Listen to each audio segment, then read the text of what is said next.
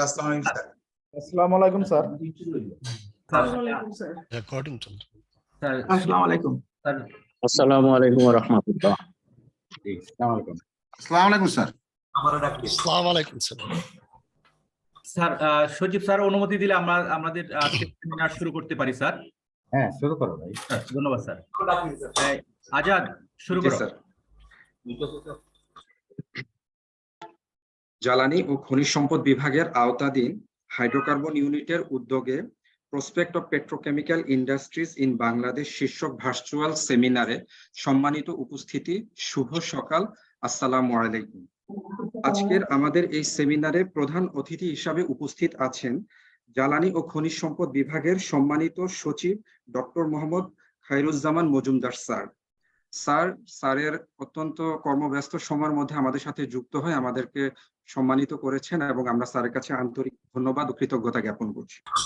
আজকের সেমিনারের মূল প্রবন্ধ উপস্থাপন করবেন জনাব প্রণব কুমার সাহা, প্রধান নির্বাহী কর্মকর্তা, সুপার পেট্রোকেমিক্যাল লিমিটেড। সেমিনারের আলোচক হিসাবে আমাদের সাথে আজ উপস্থিত আছেন জনাব এস.এম. জাকির হোসেন, অতিরিক্ত সচিব, অপারেশন, জ্বালানি ও খনিজ সম্পদ বিভাগ, ডক্টর মোহাম্মদ আলী আহমদ শওকত চৌধুরী, অধ্যাপক, কেমিক্যাল ইঞ্জিনিয়ারিং বিভাগ, বুয়েট, এবং জনাব মোহাম্মদ লোকমান, ব্যবস্থাপনা পরিচালক, ইস্টার্ন রিফাইনারি লিমিটেড। আজকের সেমিনারে সভাপতিত্ব করছেন হাইড্রোকার্বন ইউনিটের মহাপরিচালক এবং গণপ্রজাতন্ত্রী বাংলাদেশ সরকারের যুগ্ম সচিব ডক্টর মোহাম্মদ রফিকুল ইসলাম স্যার।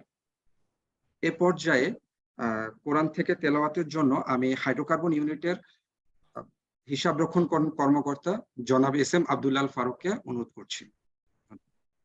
আসসালামু আলাইকুম ওয়া রাহমাতুল্লাহ। আউযু বিল্লাহি মিনাশ শাইতানির রাজীম। বিসমিল্লাহির রহমানির রহিম।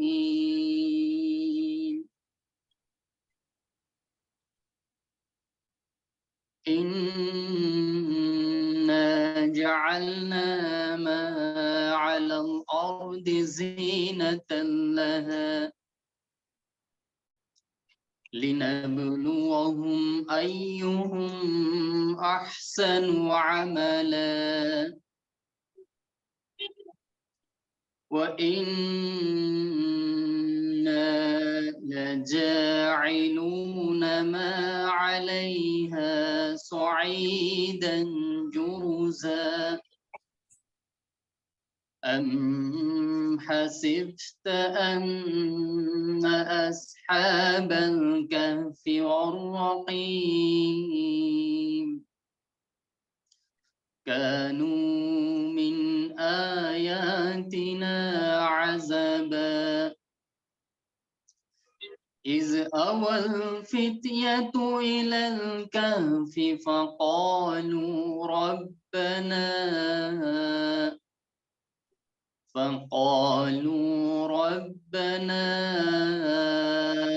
آتنا من لدنك رحمة وهيئ لنا من أمرنا رشدا صدق الله العظيم। আমি আপনাদের সামনে সূরা আল কাফির 7 থেকে 10 নম্বর আয়াত তেলাওয়াত করেছি। এর সরল বাংলা অনুবাদ হচ্ছে, পৃথিবীর উপর যা কিছু আছে সেগুলো দিয়ে আমরা এর শোভা বানিয়ে দিয়েছি মানুষকে এই পরীক্ষা করার জন্য যে আমলের দিক থেকে কে উত্তম। এর উপর যা কিছু আছে তা অবশ্যই আমরা উদ্ভিদবিহীন মাঠে পরিণত করব। তুমি কি মনে করো না যে কাহাফ এবং রাকিমের অধিবাসীরা আমার বিস্ময়কর নিদর্শনাবলীর অন্তর্ভুক্ত? যুবকরা যখন গুহায় আশ্রয় নিয়েছিল তারা বলেছিল, হে আমাদের প্রভু, আমাদের দান করো তোমার পক্ষ থেকে রহমত এবং আমাদেরকে আমাদের কার্যক্রম সঠিকভাবে পরিচালনা করার ব্যবস্থা করে দাও। সাদাকাল্লাহুল আলিয়্যুল আযীম। আসসালামু আলাইকুম ওয়া রাহমাতুল্লাহি ওয়া বারাকাতুহু। ধন্যবাদ এস.এম. আব্দুল্লাহ ফারুককে। এ পর্যায়ে আজকে সেমিনারে স্বাগত বক্তব্যের জন্য আমি বিনীতভাবে অনুরোধ করছি হাইড্রোকার্বন ইউনিটের মহাপরিচালক ডক্টর মোহাম্মদ রফিকুল ইসলাম স্যারকে এবং স্যারকে সেমিনার সঞ্চালনার জন্য বিনীত অনুরোধ জানাচ্ছি। ধন্যবাদ স্যার। ধন্যবাদ। হাইড্রোকার্বন ইউনিট কর্তৃক আয়োজিত prospect of petrochemical industries in Bangladesh শীর্ষক সেমিনারে মাননীয় প্রধান অতিথি ডক্টর মোহাম্মদ খায়রুজ্জামান মজুমদার স্যার, সচিব জ্বালানি ও খনিজ সম্পদ বিভাগ, উপস্থিত সংযুক্ত বিপিসি পেট্রো বাংলার চেয়ারম্যান মহোদয়গণ, উপস্থিত জ্বালানি ও খনিজ সম্পদ বিভাগের অতিরিক্ত সচিব মহোদয়গণ, উপস্থিত বিদ্যুৎ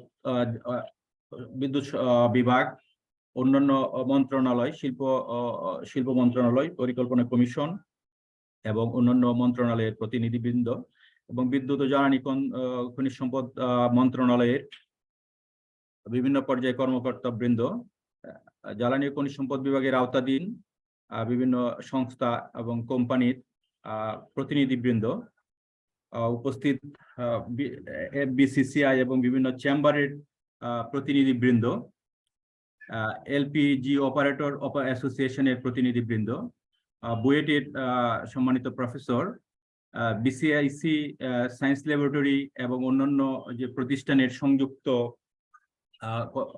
প্রতিনিধিবৃন্দ, সকলকে আসসালামু আলাইকুম এবং শুভ সকাল।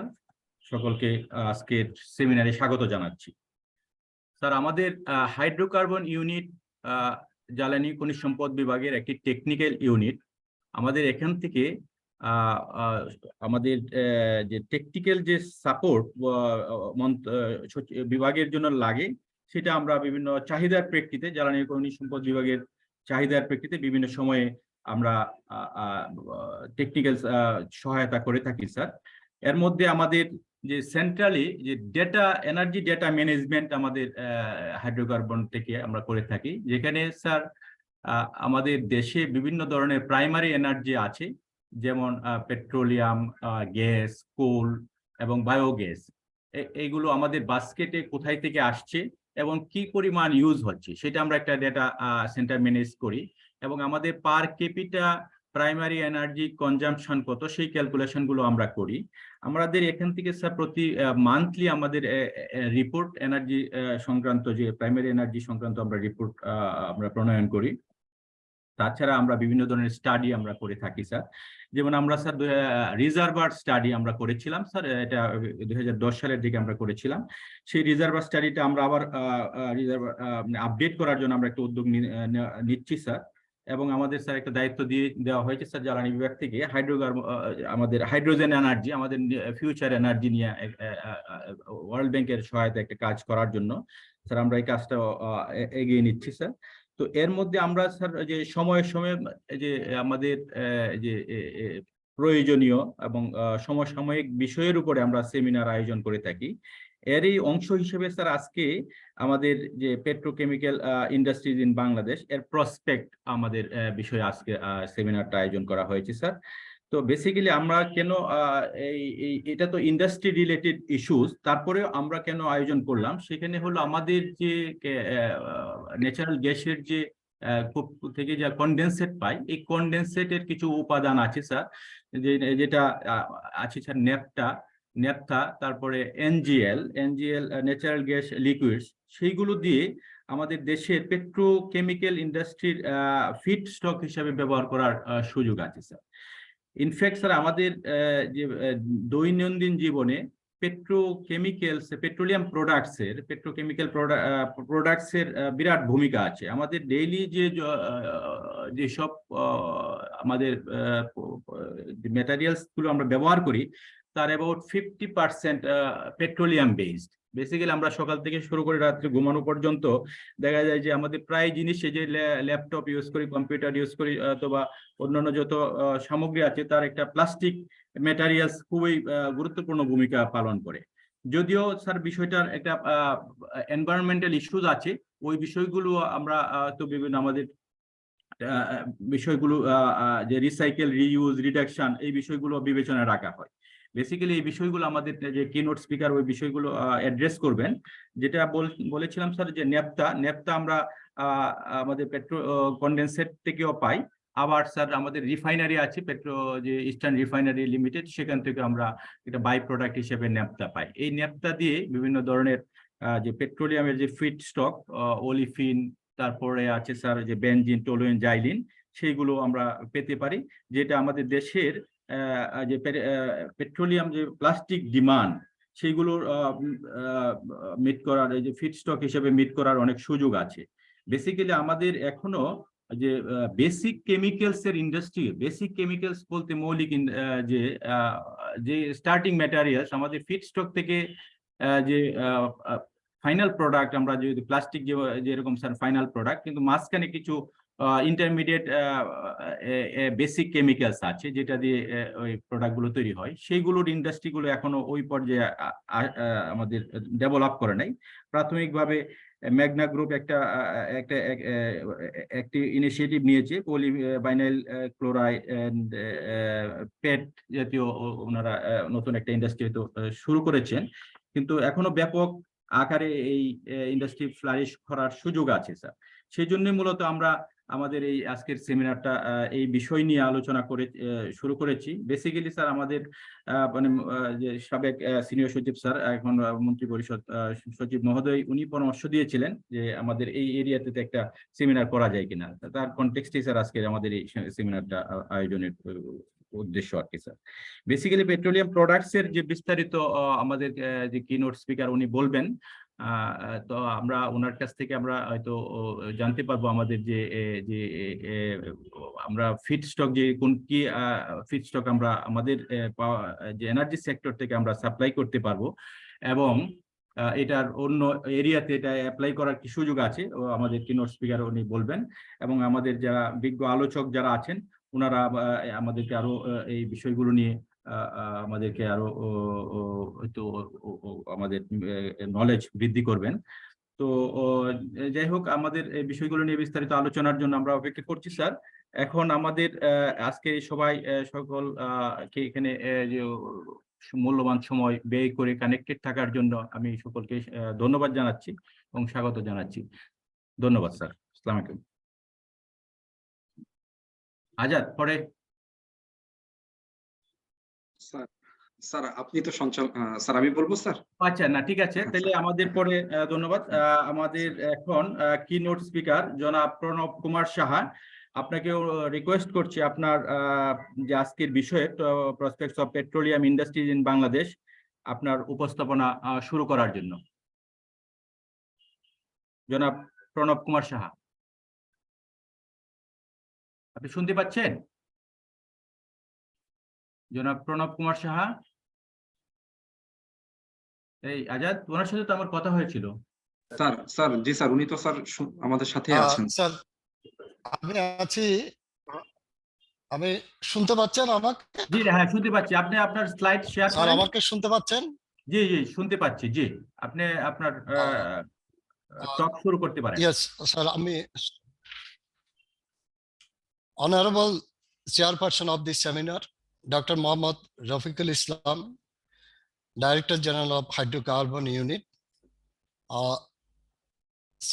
Honorable Chief Guest, Dr. Mohammad Khairuজ্জামান Majumdar, Secretary of Energy and Mineral Resources Division, panelist of this seminar, S.M. Zakir Hussain, Additional Secretary of EMD, Professor Dr. Ali Ahmed Shaukat Chaudhary, Professor of Chemical Engineering Department, BUET, Engineer Mohammad Lokman, Managing Director, Eastern Refinery Limited, and distinguished participant from different sector. Very good morning. I personally feel honored for giving me the opportunity to present the keynote paper of this prestigious seminar on perspective of petrochemical industry in Bangladesh. And thanks Hydrocarbon Unit for organizing this seminar. Here I also like to express my gratitude to Honorable Cabinet Secretary Mr. Mahbub Hussain, who has expressed his sincere interest on this national issue during the time of his visit to Super Petrochemical on December 30, 2022. We know petroleum is still the main source of energy and chemical in the world. We have a very limited resources of petroleum. Major demand of petroleum and petrochemical products is fulfilling by importing. Petrochemical industry is closely linked to the socioeconomic aspiration of people, now become a part of life while fulfilling the basic needs of mankind. Starting from synthetic fiber to polymers, synthetic rubbers, explosive, dyes, intermediates, pharmaceutical, and pesticides. No industrial sector is left where petrochemical are not used in some form or forms. The demand of petrochemical is directly related to the economic growth of a country. In our country, the uses of petrochemical products are increasing parallelly with our economic growth. Now it is imperative to take initiative to set up this basic industry for sustainable industrial development. Setting up petrochemical industry is also important as it has several linkages with other sectors of economy. Petrochemical have backward linkages with petroleum refinery and natural gas processing, and forward linkages with industries that deal in a variety of downstream products. In this stage, please give me a moment to share my paper.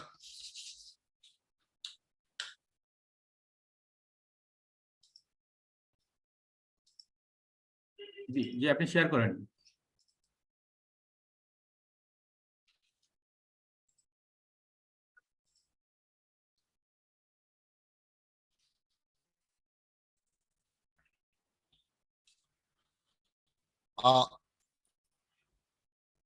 My topic is perspective of petrochemical industry in Bangladesh. What is petrochemical? The chemical, those derived from petroleum, we call it petrochemical. Petroleum is a complex mixture of hydrocarbon that's occur in nature, in the earth, in the form of liquid, gaseous, and solid. Actually, petroleum name came from the Latin word, petra means rock, oleum means oil. This is called rock oil. Uses of petrochemical products in daily life. In our daily life, every sphere of our uses, we are using the petrochemical. Packing to agriculture, automobile to telecommunication, construction to home appliances, healthcare to personal care, pesticides to fertilizer, textile to tire cord, chemicals to dyes, pharmaceutical and explosives. Generally speaking, we call 50% of our daily use goods comes from the petrochemical.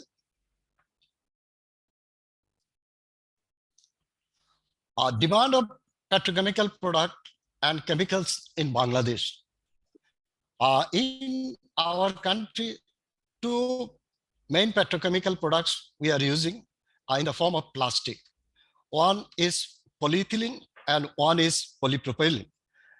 In the last financial year, 2021-2022, we used more than 500,000 tons of polyethylene in the form of LLDP, LDP, and HDP, and more than 461 kiloton of polypropylene in the financial year 2021 and 2022.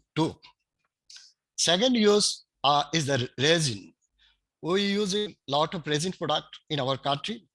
PVC, sometimes we call it resin or sometimes call it plastic. I define it here as a resin product. PVC, more than 328 kiloton per year we are using in the last financial year. We're using huge polyester in two forms. One is bottle grade, one is textile grade.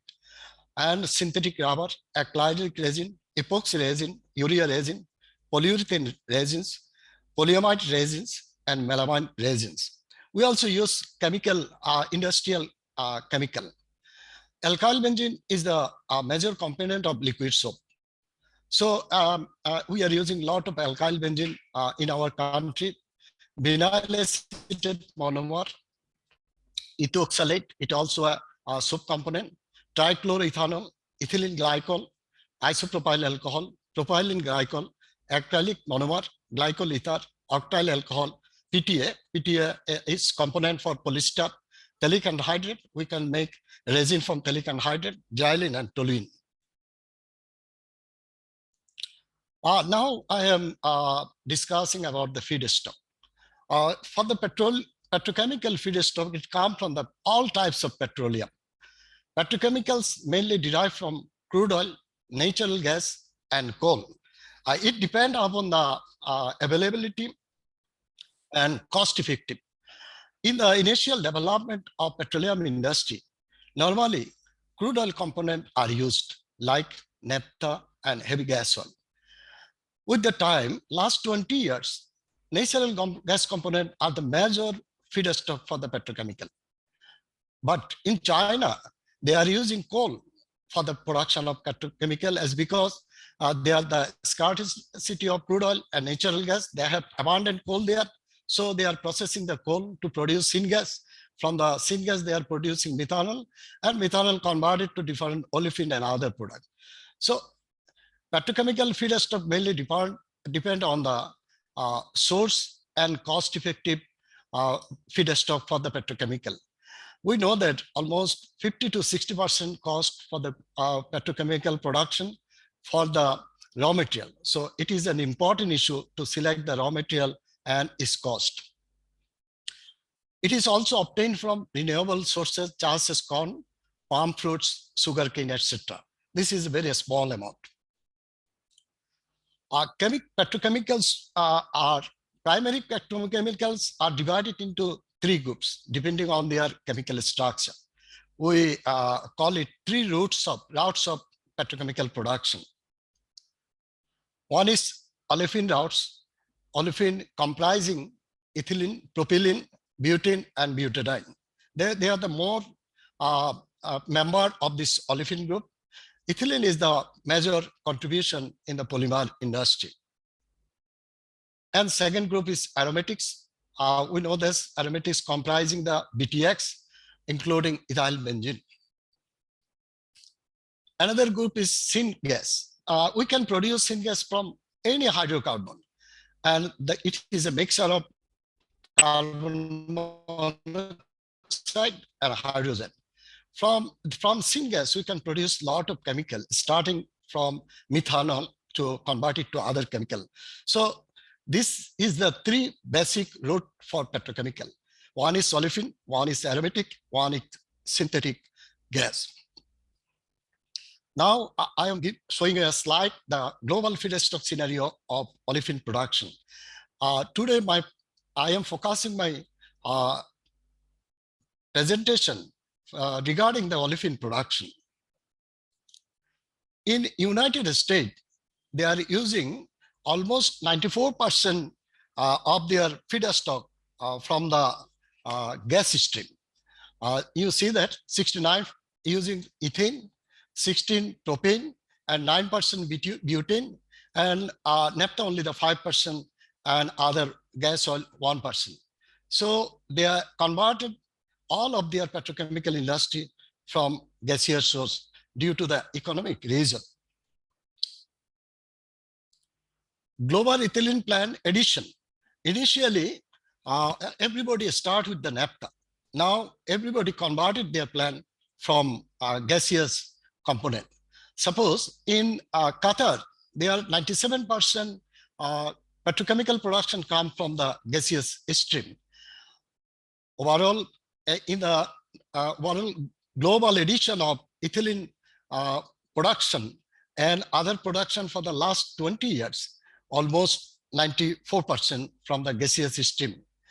However, in Asia, still 45% from production from the naphtha, 35% from the ethane, and 9% from the propane, and 3% from the butane. Still in the Asia, mainly in China and Japan and Korea, still they are using the naphtha as because there is a not easy solution from the gaseous product here.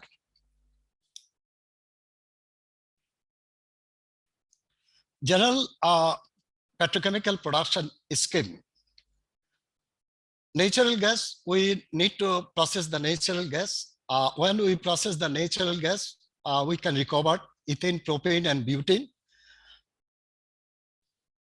crude oil refinery, in the petroleum refinery, when we refine the petroleum, we will recover a light steam, which we call naphtha. So those are the main feedstock for the petrochemical production for different route. From gas processing unit, we recover the methane. Methane again is converted to other petrochemical rather than utilizing it as a fuel. In the refinery, we will recover mid distillate after recovering the naphtha. So when we recover the NGL from the gas processing unit and naphtha from the refinery, for the olefin production, normally we use steam cracker. In the steam cracker at elevated temperature, all the hydrocarbon crack to a small component, and then they are then separated. Thereafter, we can, from the cracking steam, we can recover ethylene, propylene, butadiene, and some liquid product like benzene and xylene. Those are the petrochemical raw material. We can use this raw material for next petrochemical production, polymer or other production. Polymer plant use this monomer like ethylene to make polyethylene, and propylene to produce polypropylene, butadiene for butadiene rubber, benzene for styrene monomer, xylene for PTA. Those are the commodity chemicals for polymer plant. From the polymer plant, we can produce different products like plastic products, plastic pipes, car tire, styrofoam, synthetic rubber. Those are the product physically. So this is the basic olefin or petrochemical, olefin-based petrochemical production unit. We can use the NGL feed, at the same time naphtha feed, according to their economic position for the production of petrochemical raw material. Naphtha, we can produce, go to other route also. That is the reforming route to produce the benzene and xylene. Benzene aromatic is another route for petrochemical. We can produce from the xylene, the synthetic fiber, and benzene foam and other chemical. From the mid distillate, we can use diesel and jet kerosene as a fuel in our country. We are lucky enough, we have enough consumption of jet fuel and mid distillate like diesel. Still, we are fulfilling by importing this product. This is the general petrochemical production scheme. My theme is that we can use NGL fraction from our national resources for the petrochemical production. Now I am showing a slide about the global utilization of ethylene. Today, list of ethylene reached like the what is what. Where is not using ethylene? But the main production for ethylene utilized for the polyethylene and PVC.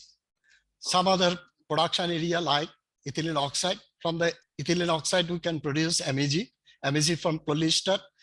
Ethylene oxide produce ethylenamine, surfactant, ethoxylate using the shampoo. Ethylene, ethyl benzene you can produce. From ethyl benzene you can produce a styrene as a monomer. We can produce rubber, polystyrene. Other uses, we can produce ethanol, trichloroethanol, and vinyl acetate monomer also. In the next slide, I am showing the global utilization of propylene. We are seeing that almost 65% of the propylene used for the polypropylene. Main utilization of propylene for the polypropylene and other uses like alcohol, 2-ethyl hexanol, polyol, and acrylonitrile for the rubber, isopropyl alcohol, and cumin. I am finishing this slide speedy because I have time only the 35 minutes. Expected feedstock in Bangladesh for the petrochemical. This is the main interesting part of this presentation. If we can process the natural gas, then we can recover the NGL. From the NGL, we can recover ethane, propane, and butane. We see that in the stream of Chevron supply is still 1.9580 ton per SCF in the ton of NGL in the one SCF of gas, 1 million cubic feet of gas. So it is a huge amount to utilize in the petrochemical industry. And we see that the establishing a crude oil refinery. Nowadays, crude oil refinery, modern refinery concept based on bottom of the barrel. All product, bottom of the product can be converted into distillate for producing. In our country, we have a huge consumption of, still huge consumption of mid distillate. We need to fulfill this by importing the products. So there is a scope for establishing the refinery for producing mid distillate. From the mid distillate, the less important product is naphtha, which is maybe surplus all the time in the refinery. We can utilize this naphtha for utilization as a feedstock in the petrochemical industry. We are importing more than 5 million tons of middle distillate in our country in the form of diesel and jet kerosene. So if we establish a refinery for 60% to meet our local demand of mid distillate for the production of 5 million ton of crude mid distillate in our country, we have to set up a 8 million ton refinery here. From the 8 million ton refinery, we only recovered 2.8 million ton of naphtha. So this naphtha can be utilized for the petrochemical industry. So in our country, petrochemical industry, only surplus is the naphtha. In our country, we are lucky enough, someone go for the establishing the refinery, they will get all the chance to sell all the products in the country. If someone established jointly with the refinery owner, they can sell all the naphtha to the petrochemical industry. So it is a huge opportunity to in our country to utilize combined feed. One, recovering from the natural gas processing, which is huge amount, and establishing crude oil refinery also. In the NGL, we analyze this. Ethane, this is the figure collected from the Chevron after turbo expander and before turbo expander. We are not seeing that much enough NGL they are recovering.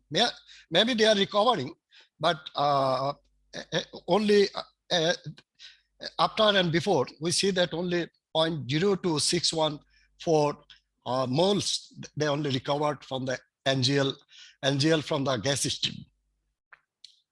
So still 3.705 to 4 NGL in the gas stream.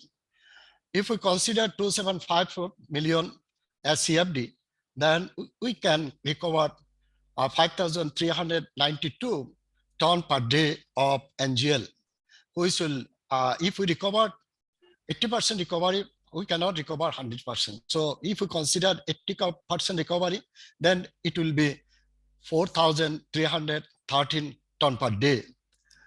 In a year, more than 1.5 million ton, near about to 1.6 million ton per year, based on 80% recovery.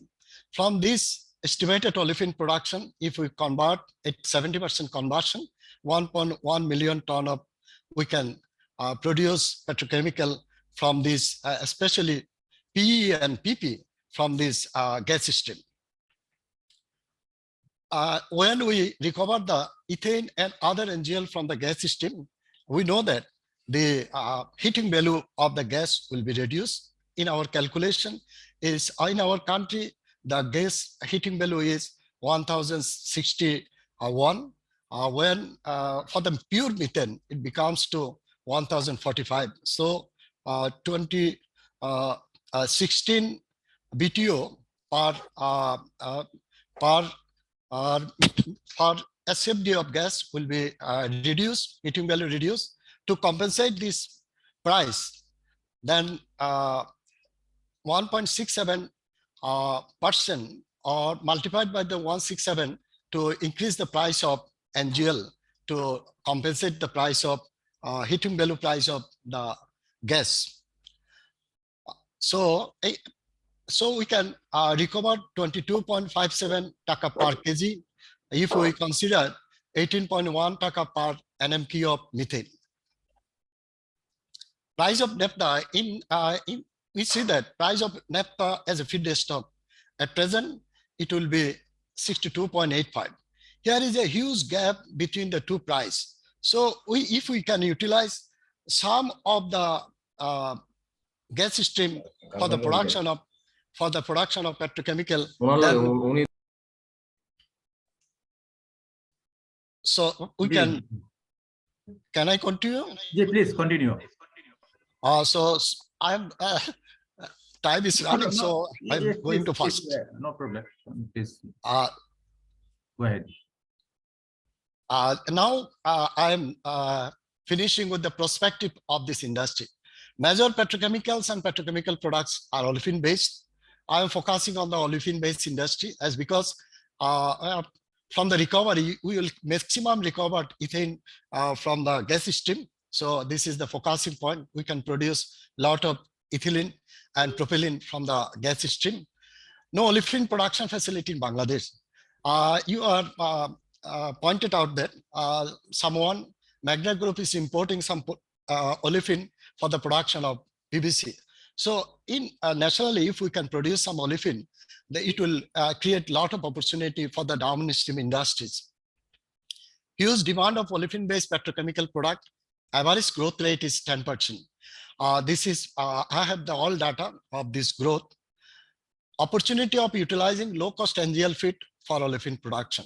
In our country, you have the opportunity. Opportunity of selling all petroleum product locally from the crude oil refinery after utilizing naphtha as a feedstock for the olefin production. Someone, if set up the refinery, then they can utilize all of their production as a feedstock for olefin production. In modern concept, external refinery is not sustainable. Nobody establishing refinery external for the production of fuel oil. Every refinery in the modern concept have to be linked to the petrochemical industry. So somebody, if want to set up the petrochemical industry, they will need to backward linkage for refinery also.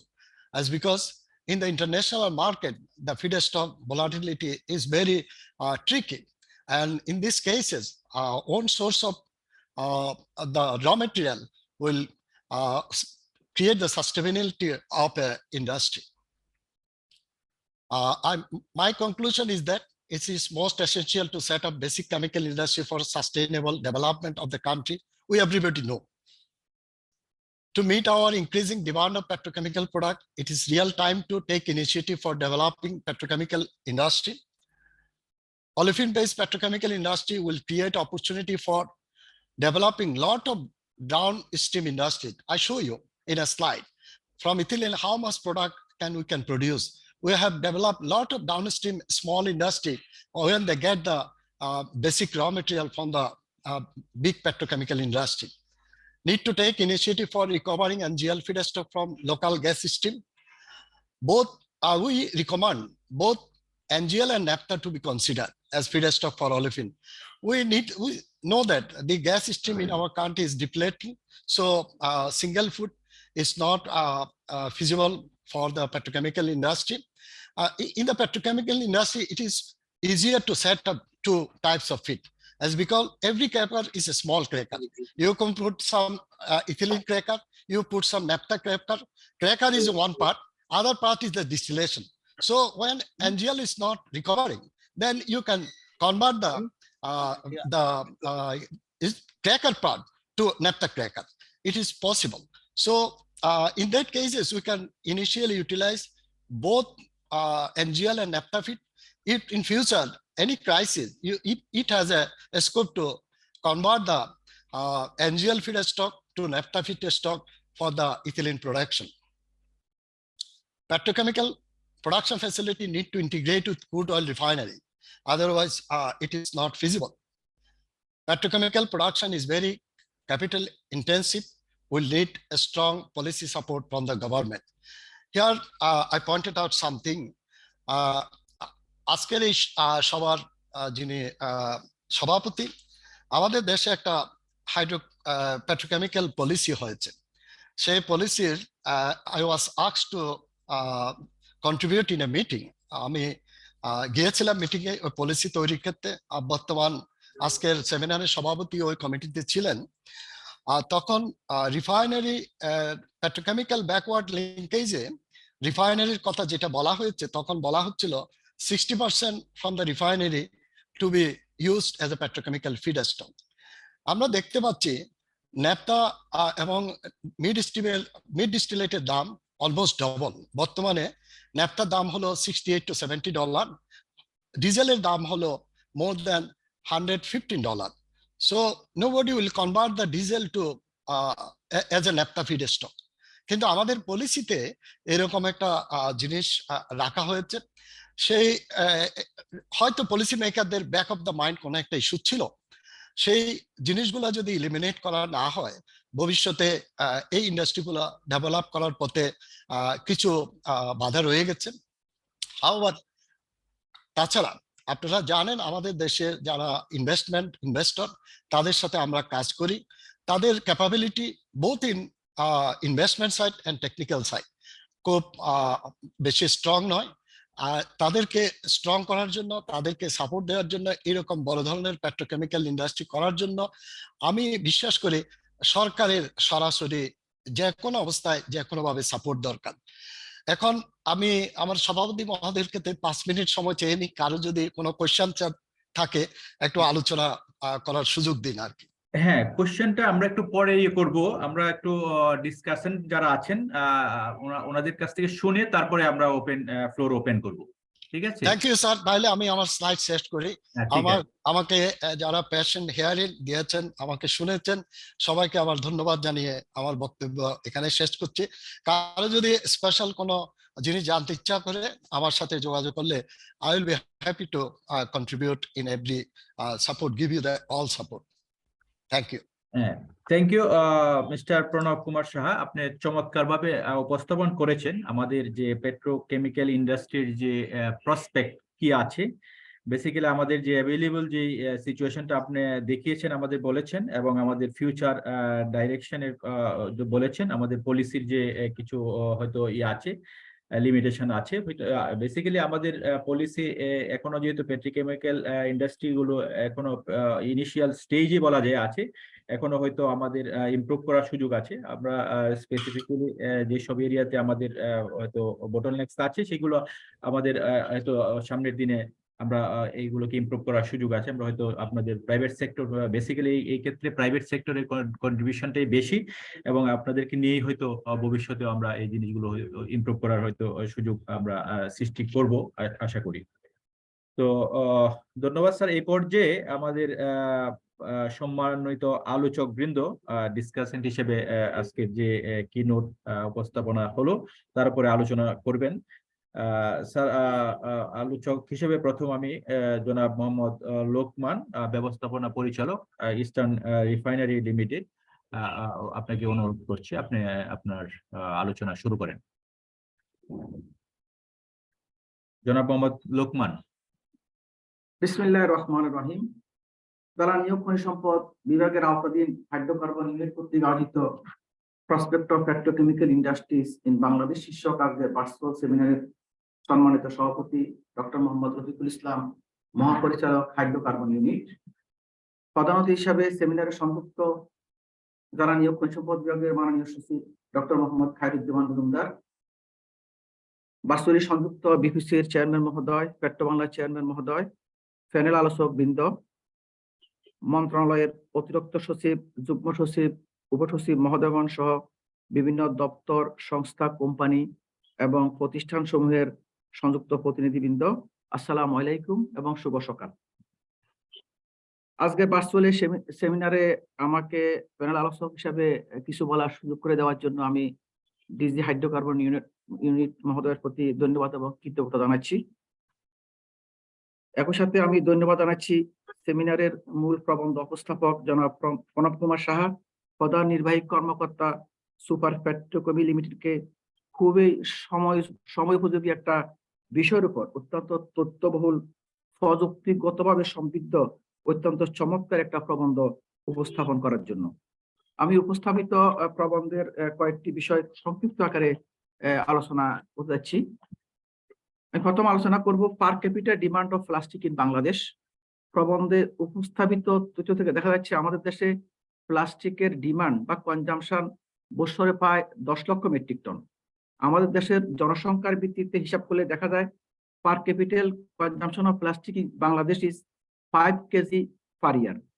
Study থেকে জানা যায় আমাদের পার্শ্ববর্তী দেশ ভারতে এর পরিমাণ প্রায় 10 কেজি পার ক্যাপিটা, চায়নাতে 45 কেজি পার ক্যাপিটা, জাপানে 55 কেজি পার ক্যাপিটা এবং ইউএসএ প্রায় 80 কেজি পার ক্যাপিটা। অর্থাৎ the demand of petrochemicals is directly related with the economic growth of a country. যেহেতু আমাদের দেশ উন্নয়নের মহাসড়কের দিকে দ্রুত এগিয়ে যাচ্ছে এবং আমাদের প্ল্যান যে আমরা 2030 সালে টেকসই উন্নয়নের দেশ এবং 41-এ উন্নত সমৃদ্ধ বাংলাদেশ হব, সেক্ষেত্রে ইনস্টলেশন অফ পেট্রোকেমিক্যাল ইন্ডাস্ট্রিজের প্রসপেক্ট আমাদের দেশে অনেক ভালো এবং নিকট ভবিষ্যতে এই পেট্রোলিয়াম ইন্ডাস্ট্রি একটি ইম্পর্টেন্ট ইন্ডাস্ট্রিয়াল সেক্টর হিসাবে আত্মপ্রকাশ করার যথেষ্ট সম্ভাবনা রয়েছে বাংলাদেশে। এখন petrochemical feedstock from renewable sources. প্রবন্ধে উল্লেখ করা হয়েছে যে petrochemical feedstock is also obtain from renewable sources such as from food এবং সুগার কেন এটসেট্রা। আমাদের দেশে এগুলা কি পরিমাণ উৎপন্ন হয়, আমাদের দৈনন্দিন ব্যবহার করার পরে কি পরিমাণ উদ্ভিদ থাকে এবং রাউন্ড দ্য ইয়ার একটা ফ্যাক্টরি করলে এই ফিডস্টক পাওয়া যাবে কিনা, আর এর থেকে যে উৎপন্ন যে প্রোডাক্ট ফিনিশ প্রোডাক্ট সেটা প্রাইস কম্পিটিটিভ হবে কিনা, সবকিছু বিচার বিশ্লেষণ করলে আমার মনে হয় দেখা যাবে যে রিনিউয়েবল সোর্স হিসাবে আমরা যে কয়েকটা পণ্য কথা বললাম সেটা থেকে পেট্রোকেমিক্যালের ফিডস্টক হিসাবে তেমন একটা ফিজিবিলিটি আছে বলে মনে হয় না। Petrochemical feedstock for naphtha. উপস্থাপিত তথ্য থেকে জানা যায় যে ওলিফিন দ্যাট ইজ ইথিলিন এর ফিডস্টক হিসাবে ইউএসএ তে 5% ন্যাপথা এবং গ্লোবালি প্রায় 37% ন্যাপথা ইউজ হচ্ছে। আমরা ইয়ারএলএ বর্তমানে আমরা প্রায় 1,50,000 অর্থাৎ 1.5 লক্ষ মেট্রিক টন ন্যাপথা বার্ষিক উৎপাদন করে থাকি। আমাদের এই উৎপাদন আমরা কয়েকটা প্রাইভেট কোম্পানিতে সরবরাহ করে থাকি। প্রাইভেট কোম্পানিগুলো এই ন্যাপথা থেকে প্রায় শতভাগই তারা অকটেন বানায়। দামের দিক থেকে ইয়ারএল থেকে ন্যাপথা ক্রয় করে তারা $66.6 পার ব্যারেল, আবার বিবিসি কে তারা অকটেন হিসেবে বিক্রি করে $85.5 পার ব্যারেল। তাদের মার্জিন থাকে 12 টাকা 72 পয়সা পার লিটার। এটার ভ্যালুয়েশন খুবই নগণ্য। যদি এই 1.5 লাখ মেট্রিক টন ন্যাপথাকে পেট্রোকেমিক্যাল ইন্ডাস্ট্রির ফিডস্টক হিসাবে ব্যবহার করা যায়, তাহলে সেক্ষেত্রে ভ্যালুয়েশন হবে অনেক বেশি। বেসরকারি পেট্রোকেমিক্যাল প্ল্যান্ট স্থাপন এবং পরিচালনা নীতিমালা 2019-এর তথ্য অনুযায়ী আমাদের দেশে পেট্রোলিয়াম আমদানি করা হয়, পেট্রোকেমিক্যাল আমদানি করা প্রায় 10 লক্ষ মেট্রিক টন। তা আমরা যদি আমাদের এই 1.5 লক্ষ মেট্রিক টনকে আমরা ফিডস্টক হিসাবে ব্যবহার করতে পারি পেট্রোকেমিক্যালের, সেক্ষেত্রে আমাদের আমদানি নির্ভরতা এবং বৈদেশিক মুদ্রা উভয় সাশ্রয় হবে। পলিফিন ফিডস্টক ফ্রম প্রাইস ইভ্যালুয়েশন। উপস্থাপিত তথ্যে দেখা যায় যে প্রাইস অফ ন্যাপথা ফিডস্টক প্রায় 62 টাকা 85 পয়সা পার কেজি, আবার এনজিএল ফিডস্টক 22 টাকা 57 টাকা পার কেজি। এখানে প্রশ্ন হচ্ছে পাইপলাইন গ্যাস থেকে এনজিএল প্রস্তুত করার ক্ষেত্রে যে সকল স্থাপনা বা মেশিনারিজের প্রয়োজন হবে তার খরচ এনজিএল উৎপাদন খরচে যোগ করে এই খরচ নির্ধারণ করা হয়েছে কিনা। ভবিষ্যতে আমাদের দেশে এনজিএল সাপ্লাই কম হওয়ার সম্ভাবনা আছে। একটি পেট্রোকেমিক্যাল ইন্ডাস্ট্রির লাইফ টাইম প্রায় 20 বছর। তাহলে আমাদের দেশের গ্যাসের যে বর্তমান অবস্থা, 20 বছর ধরে একটা ফ্যাক্টরিকে রাউন্ড করার মতো ফিডস্টক দ্যাট ইজ এনজিএল আমাদের গ্যাস থেকে অ্যাভেলেবল হবে কিনা তা প্রথম নিশ্চিত হওয়া প্রয়োজন।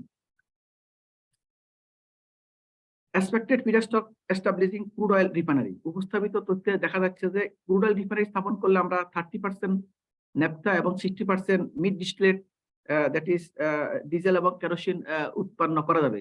কিন্তু আমাদের এখানে নীতিমালাকে রিঅ্যাড্রেস করতে হবে, কারণ আমাদের নীতিমালা বলা আছে যে ফিডস্টক হিসাবে ন্যাপথা ব্যবহার সর্বোচ্চ অগ্রাধিকার দিতে হবে। আর জ্বালানি উপাদান হিসাবে পেট্রোলিয়াম জ্বালানি তেল কোনোভাবেই 40% উপরে তৈরি করা যাবে না।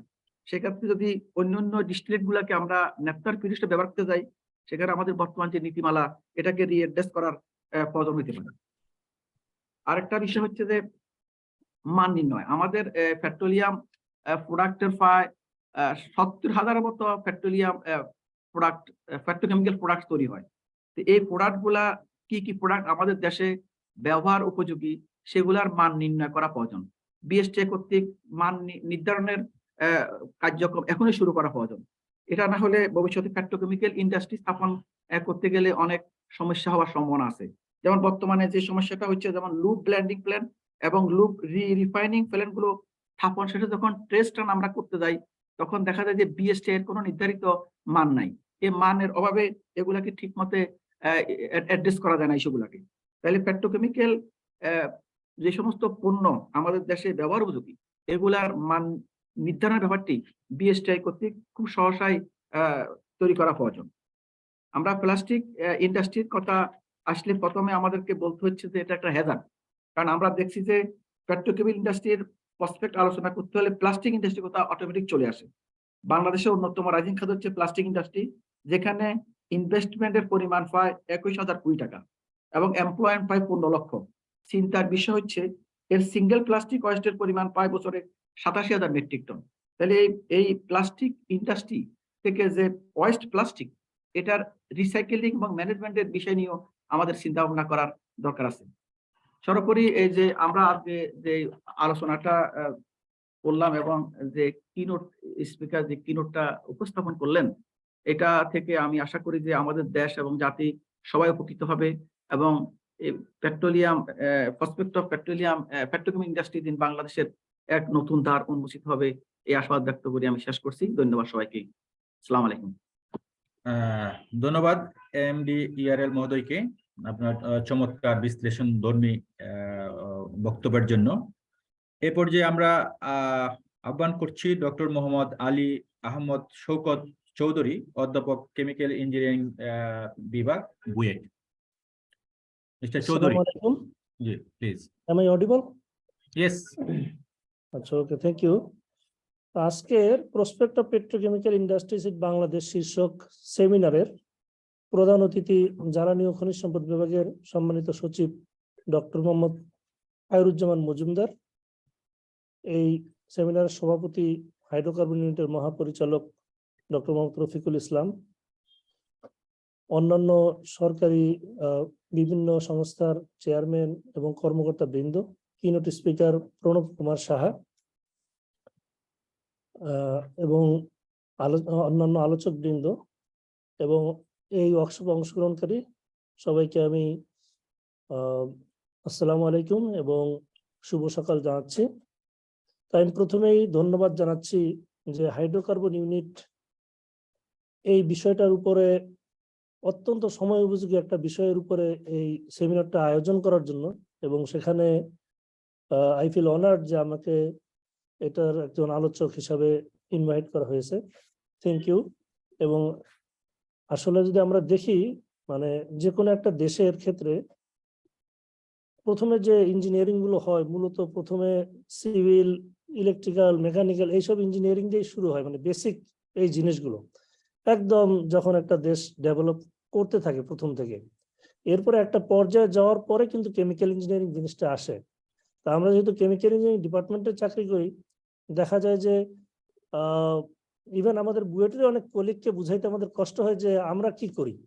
কারণ আসলে এটা একটা দেশের আর্থসামাজিক অবস্থা একটা পর্যায়ে না গেলে পর্যন্ত কিন্তু মানে কেমিক্যাল ইঞ্জিনিয়ারিং জিনিসটা শুরুই হয় না ওইভাবে। যদিও আমাদের ডিপার্টমেন্ট সেই 1948 থেকে আমাদের ডিপার্টমেন্ট আছে, আমরা প্রায় 75 বছর ধরে ট্রাই করছি। বাট আমি মনে করি যে এখন আসলে অত্যন্ত একটা যে সময়টা আমরা ন্যাশনাল হিসাবে আছি, যে আমরা যেভাবে প্রোগ্রেস করছি, তো এখন যদি আপনারা দেখেন অলরেডি আলোচনা হয়েছে যে আমরা কি পরিমাণ কেমিক্যাল ইউজ করতেছি এভরিডে। ইভেন আপনার যদি নিজে মানে আপনি যে গাড়িতে চলে আসতে আসছেন সেই গাড়ির দিকে তাকান, অথবা যে ল্যাপটপে বসে অথবা যে ফোনটায় বসে আপনি এই সেমিনারটা অ্যাটেন্ড করতেছেন, সেখানেও যদি দেখেন তাহলে একটা বড় অংশ জুড়ে কিন্তু পেট্রোকেমিক্যাল প্রোডাক্ট আছে। আপনার মানে কম্পিউটারের কিবোর্ড থেকে শুরু করে, তারপর আপনার গাড়ির ফুয়েল বলেন, অথবা আপনার শার্টের বোতামটাই বলেন, ইভেন কি অনেকের যে গায়ে শার্টটা আছে সেটাও হয়তো বা আমার মাইক্রোফাইবার দিয়ে তৈরি, যেটা আপনার পেট্রোকেমিক্যাল থেকে তৈরি হয়েছে এরকম। তো এগুলি মানে আমাদের বলার অপেক্ষা রাখে না যে এটা আজকের দিনে অত্যন্ত ইম্পর্টেন্ট একটা জিনিস, মানে petrochemical products day to day লাইফে। এবং আমাদের সম্মানিত যে কিনোট স্পিকার প্রণব কুমার শাহ, উনি অত্যন্ত সাবলীল এবং প্রযুক্তিগতভাবে এবং বাংলাদেশের আসপেক্টটা খুবই সুন্দরভাবে উনি তুলে ধরেছেন, এবং টেকনিক্যাল সাইডটাও উনি বলেছেন। এরপরে আসলে খুব বেশি বলার কিছু নাই। মূলত আসলে যদি আমরা দেখি, বেশিরভাগ সময় আমরা বেশি মানে ডে টু ডে লাইফে পরিচিত দেখা যায় যে বেসিক কেমিক্যাল এবং আমাদের ফিনিশড প্রোডাক্ট গুলো আমরা দেখি আর কি, সাধারণত মানে চোখে যেটা পড়ে। হয়তো আমরা দেখি যে সালফিউরিক অ্যাসিড ইউজ করছে, কস্টিক সোডা অথবা আপনার অ্যালাম, এইসব ইন্ডাস্ট্রিতে ইউজ হচ্ছে। আর আপনি ফিনিশড প্রোডাক্ট হিসেবে হয়তো আমি যেগুলো বললাম যে বিভিন্ন টাইপের আপনি রাবার ইউজ করছেন, পাইপ ইউজ করতেছেন, পলিথিন ইউজ করতেছেন, এগুলো দেখতেছি। কিন্তু মাঝখানে যে বড় একটা অংশ ইন্টারমিডিয়েট কেমিক্যালস, এটা অলরেডি আলোচনা এসেছে, এগুলি কিন্তু প্রচুর পরিমাণে ইউজ হচ্ছে। যেমন বিভিন্ন টাইপের রেজিনস, আপনি পলিথিন রেজিনস অথবা বিভিন্ন মনোমার যেগুলো আছে, এগুলো কিন্তু আমরা রেগুলার ভিত্তিতে ইন্টারমিডিয়েট কেমিক্যালসটা কিন্তু বেশিরভাগই আমরা ইম্পোর্ট করতেছি। এবং আমি যেহেতু পুরান ঢাকার কাছাকাছি থাকি, বুয়েটে এদিকে, দেখা যায় যে আমি প্রায় দিনই যখন মসজিদে নামাজে যাই, রাস্তা দিয়ে নিয়ে যাচ্ছে ওই যে ভ্যান গাড়িতে করে, দেখা গেল যে বিভিন্ন টাইপের রেজিন যাচ্ছে, এবং সেগুলো আস্তে আস্তে থেকে দেখা যায় যে বেশিরভাগ সময় আমার চোখে পড়ে সাবিক থেকে আসতেছে, মানে সৌদি আরবিয়ান বেসিক ইন্ডাস্ট্রিজ, এখান থেকে বেসিক কেমিক্যাল ইন্ডাস্ট্রি যেটা, সেখান থেকে আসতে হলে এগুলোর অনেকগুলোর প্রোডাকশন সৌদি আরবের অথবা চায়না থেকে আসতেছে, যেটা আমাদের দেশে ইজিলি করা যেত। এখন হয়তো কোশ্চেন হতে পারে যে আসলে আমাদের দেশে এই জিনিসটা মানে ওইভাবে ফ্লোরিশ করে নাই কেন। তো প্রথমেই বললাম যে আসলে একটা নেশনকে একটা পর্যায়ে যেতে হয়, এবং অলরেডি আমাদের মুখ্য আলোচক মানে কিনোট স্পিকার উনি বলেছেন যে আসলে কেমিক্যাল ইন্ডাস্ট্রিগুলো খুবই ক্যাপিটাল ইন্টেন্সিভ। মানে এগুলো করতে মিনিমাম ধরেন যে একটা ছোটখাটো ইন্ডাস্ট্রি করতে 500 কোটি 1000 কোটি অথবা 3-4000 কোটি টাকা লাগে, যেটা আগে আসলে আমাদের যারা বিজনেসম্যান আছেন, মানে বিশেষ করে প্রাইভেট সেক্টরে, এত বড় সাহস করতেন না। কিন্তু এখন দেখা যাচ্ছে যে আস্তে আস্তে কিন্তু লোকজন এগিয়ে আসতেছে। যেমন এক্সাম্পল হিসেবে আসছে আমাদের মেঘনা সম্প্রতি শুরু করেছে পিভিসি ইউনিট, একটা ওনারা স্থাপন করেছে, এবং এটাতে প্রোডাকশনও শুরু হয়েছে মার্চ এপ্রিল মাস থেকে। আমাদেরই স্টুডেন্ট ওখানে ইঞ্জিনিয়ার লুৎফুল, ও এই প্রজেক্টের প্রজেক্ট ডাইরেক্টর ছিল, ওর সাথে আমার মাঝে মাঝে কথা হয়। তো ও তো বলতেছে যে ওরা আরেকটা ইউনিট করবে ভেরি সুন, তার কারণ এটা যেটা ওরা করেছে সেটা মানে প্রোডাক্ট বিক্রি করে ওরা তাল পাচ্ছে না এরকম। তো বুঝতেই পাচ্ছেন যে আসলে একটা হিউজ ডিমান্ড আমাদের আছে, এবং এই প্ল্যান্ট করতে তাদের 2500 কোটি টাকার উপরে খরচ হয়েছে। তো দেখেন একটা প্রাইভেট সেক্টর কিন্তু এখন আসতেছে 2500 কোটি টাকা 3000 কোটি টাকা খরচ করে আমাদের কিন্তু প্ল্যান্ট গুলো তৈরি হচ্ছে, এবং যেগুলো মানে আগে শুধু গভর্নমেন্ট সেক্টরে হয়তো বা করতে পারতো। যেমন ইভেন যদি আপনার ইউরিয়া ইন্ডাস্ট্রি দেখেন, আজকাল একটা যেমন যেটা ঘোড়াশালে ইউরিয়া ফ্যাক্টরি হইতেছে, আমাদের ইনিশিয়াল অনুযায়ী এটা প্রায় 10,000 কোটি টাকার প্ল্যান্ট, এটা অনেক বড় প্ল্যান্ট। বাট আমরা আসলে যদি করতে চাই, মানে যে কোনো একটা কেমিক্যাল কোম্পানি, এর আগেও আলোচনায় এসেছে যে আসলে ছোট ছোট একটা বিচ্ছিন্ন ইউনিট করে এটাকে ফিজিবল করাটা একটু ডিফিকাল্ট হয়ে যায়। সাধারণত আপনি যদি বাইরের দেশে যান, দেখবেন যে একটা বড় কেমিক্যাল কমপ্লেক্স আছে। মানে ইভেন সৌদি আরবে আমি দেখেছি, আমি ওখানে কনসালটেন্ট হিসেবে কাজ করতাম বেশ কয়েক বছর। তো দেখা যায় প্রায় 1 কিলোমিটার ধরে গাড়ি চালাচ্ছি, এবং সেটার দুই পাশে কিন্তু পেট্রোকেমিক্যাল কমপ্লেক্স। মানে আপনার রিফাইনারি থেকে শুরু করে এরপর যে বাকি জিনিসগুলো আছে যেগুলো আলোচনায় আসলো, এই পুরোটা একটা মানে একটার পর একটা সিরিজ অফ আপনার এই ইন্ডাস্ট্রি গড়ে উঠছে। এবং আমি সাউথ কোরিয়াতেও একই জিনিস দেখেছি। সো দেখা যাচ্ছে যে আমাদের দেশেও আমাদের এই টাইপেরই কিছু করতে হবে, এবং সেটার জন্য আসলে একটা বড় ধরনের ইনভেস্টমেন্ট লাগবে। তা আমাদের দেশে মেঘনা ছাড়া মানে অন্যান্য যদি দেখেন, মানে রিসেন্টলি ট্রেন্ড যদি দেখি, আমাদের সরকারি পর্যায়ে সিলেট গ্যাস ফিল্ডে ওনারা এই ক্যাটালাইটিক রিফর্মিং ইউনিট করেছেন, যেখানে ওনারা কিছুটা এই আমাদের যে ন্যাচারাল গ্যাস লিকুইড যেটা কন্ডেন্সারটাকে প্রসেস করতেছেন, এবং সেখান থেকে ওনারা কিন্তু আবারও যেটা তৈরি করতেছে মূলত আসলে ফুয়েলই তৈরি হচ্ছে, এলপিজি এবং অন্যান্য জিনিস তৈরি হচ্ছে। তো আসলে আমাদের এই এখান থেকে যেটা যেটা বললাম যে আমাদের ইন্টারমিডিয়েট যেগুলো প্রোডাক্ট আছে, বিভিন্ন ধরনের মনোমার এই প্লাস্টিক প্রোডাক্টগুলো তৈরি করার জন্য, যেমন ভিনাইল এসিটেট মনোমার, তারপর ভিনাইল ক্লোরাইড মনোমার, তারপর আপনার বিভিন্ন টাইপের আদার রেজিনস আছে, রাবার রেজিনস, অ্যাক্রাইলিক, পলিইউরেথেন, যেটা আপনার ফোম ইন্ডাস্ট্রিতে ইউজ হয়, এবং বিভিন্ন টাইপের রাবারের জন্য যে আমাদের মনোমার আছে, মেলামাইন রেজিন, এগুলো তৈরির আসলে আমাদেরকে এই ইন্টারমিডিয়েট প্রোডাক্ট যেটা আমাদের এখন পুরাটাই মানে মোস্ট অফ দেম আমরা ইম্পোর্ট করছি, সেটাকে আসলে আমাদের তৈরি করতে হবে। এবং আরেকটা হলো ইন্ডাস্ট্রিয়াল কেমিক্যাল, বিশেষ করে সলভেন্টস যেগুলো লাগে ইন্ডাস্ট্রিতে, এগুলো আমাদের এখনো প্রায় সবই আসে বাইরের থেকে, যেমন benzene, toluene, xylene, ethylene glycol, isopropyl alcohol, যেগুলো আমাদের এই যে বিভিন্ন personal health care product use হয়। যেমন আমরা করোনার সময় দেখেছি স্যানিটাইজার এবং অন্যান্য ইয়াতে এই যে আইসোপ্রোপাইল অ্যালকোহল এবং অন্যান্য যা ইউজ করে দেখা যায়, এগুলি সবই আমরা ইম্পোর্ট করে দেশে এসে শুধু শেষের পর্যায়ে কিছু কাজ করতেছি। তো মূলত মানে পেট্রোকেমিক্যাল ইন্ডাস্ট্রি বলতে মানে আমাদের ইনিশিয়াল যে ইয়াটা এখন দরকার, যে আমার ফিডস্টক যেটা অলরেডি আলোচনা এসেছে, যে আমার এই ন্যাচারাল গ্যাস কন্ডেনসেট এবং নাফথা, ইভেন আসলে কোল এবং ন্যাচারাল গ্যাস থেকেও করা যেতে পারে, যেটা অলরেডি আমাদের কিনোট স্পিকার উনি বলেছেন, প্রণব কুমার সাহা, যে আমাদের এগুলোর থেকে মূল জিনিসটা হলো আমার সিন গ্যাস তৈরি করা। সিন গ্যাস থেকে আমরা মিথানল হোক অথবা অন্যান্য বিভিন্ন দিকে আমরা রুটে এটা প্রোডাকশনে যেতে পারি। তো এগুলো করার জন্য মূলত আমি ওয়ে ফরওয়ার্ডটা যদি এখন, আচ্ছা আমাদের দেশের আর দু একটা যেটা বলবো এক্সাম্পল, যেমন সুপার রিফাইনারি অলরেডি আছেন, ওখানে আমি ভিজিট করেছিলাম কয়েক বছর আগে, তখন অবশ্য ওনার সাথে দেখা হয়নি, মানে ওয়াদুদ সাহেব নামে একজন ছিলেন, ওনার সাথে দেখা হয়েছিল। তো ওনারা কিছু কাজ করার চেষ্টা করছেন। তারপরে আমাদের ডিটারজেন্টে যে লাপসা লাগে, লাপসার জন্য প্লান্ট আছে আমাদের রাইমার কেমিক্যাল, এটা ইয়াতে শ্রীপুরের দিকে।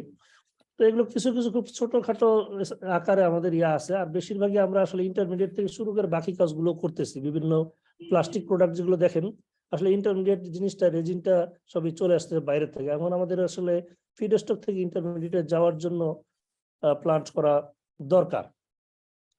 আর আমাদের ওয়ে ফরওয়ার্ডটা যদি আমরা চিন্তা করি, আসলে যেটা ইম্পর্টেন্ট, যে আমাদের দেশে যদি আপনি এমফাসাইজ দেখেন, এমফাসাইজটা মূলত দেখবেন যে জ্বালানি দক্ষতা, জ্বালানি নিরাপত্তা, এটার উপরে আমরা প্রচুর সময় এবং প্রচুর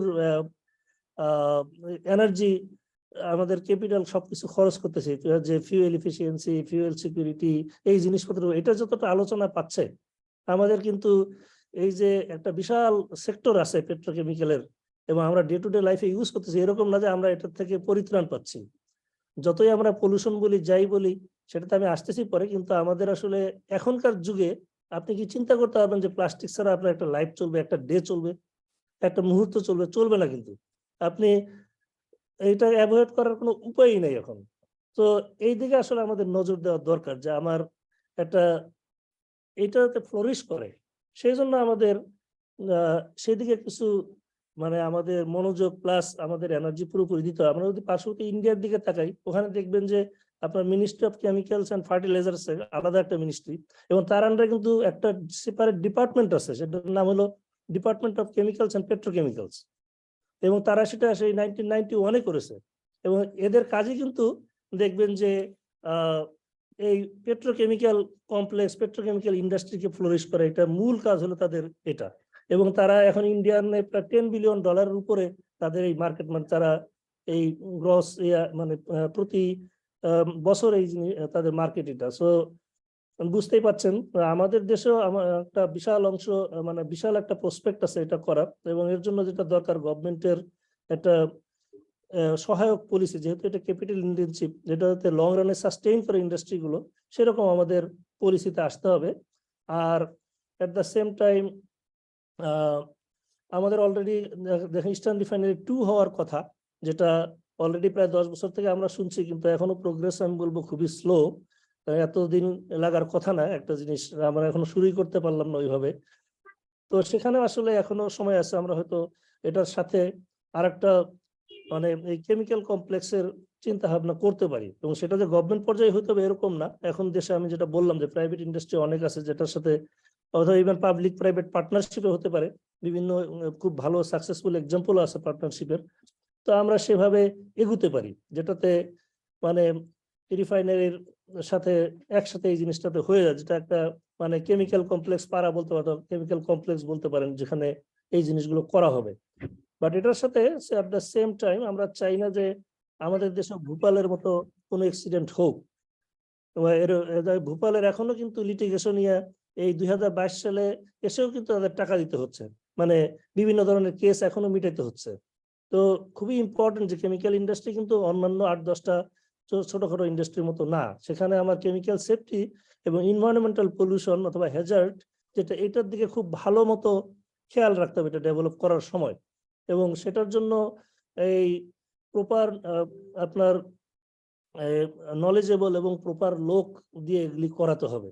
মানে জাস্ট আমাদের দেশে অন্যান্য ইন্ডাস্ট্রি যেভাবে গড়ে উঠে যে ঠিক আছে বিদেশে বেড়াতে গেলো, এক্সিবিশনে গেলো, দেখে এসে এখানে বসিয়ে দিল, এবং তার সেটা তো অনেক ধরনের প্রবলেমও হয়।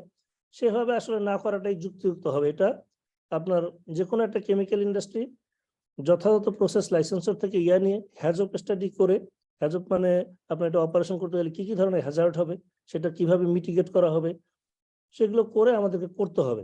এবং এনভায়রনমেন্টকে বাঁচিয়ে এটা করতে হবে, এবং এটা পসিবল। মানে যারা করতেছে তারা এরকম না যে এনভায়রনমেন্ট ধ্বংস করে সবকিছু করতেছে।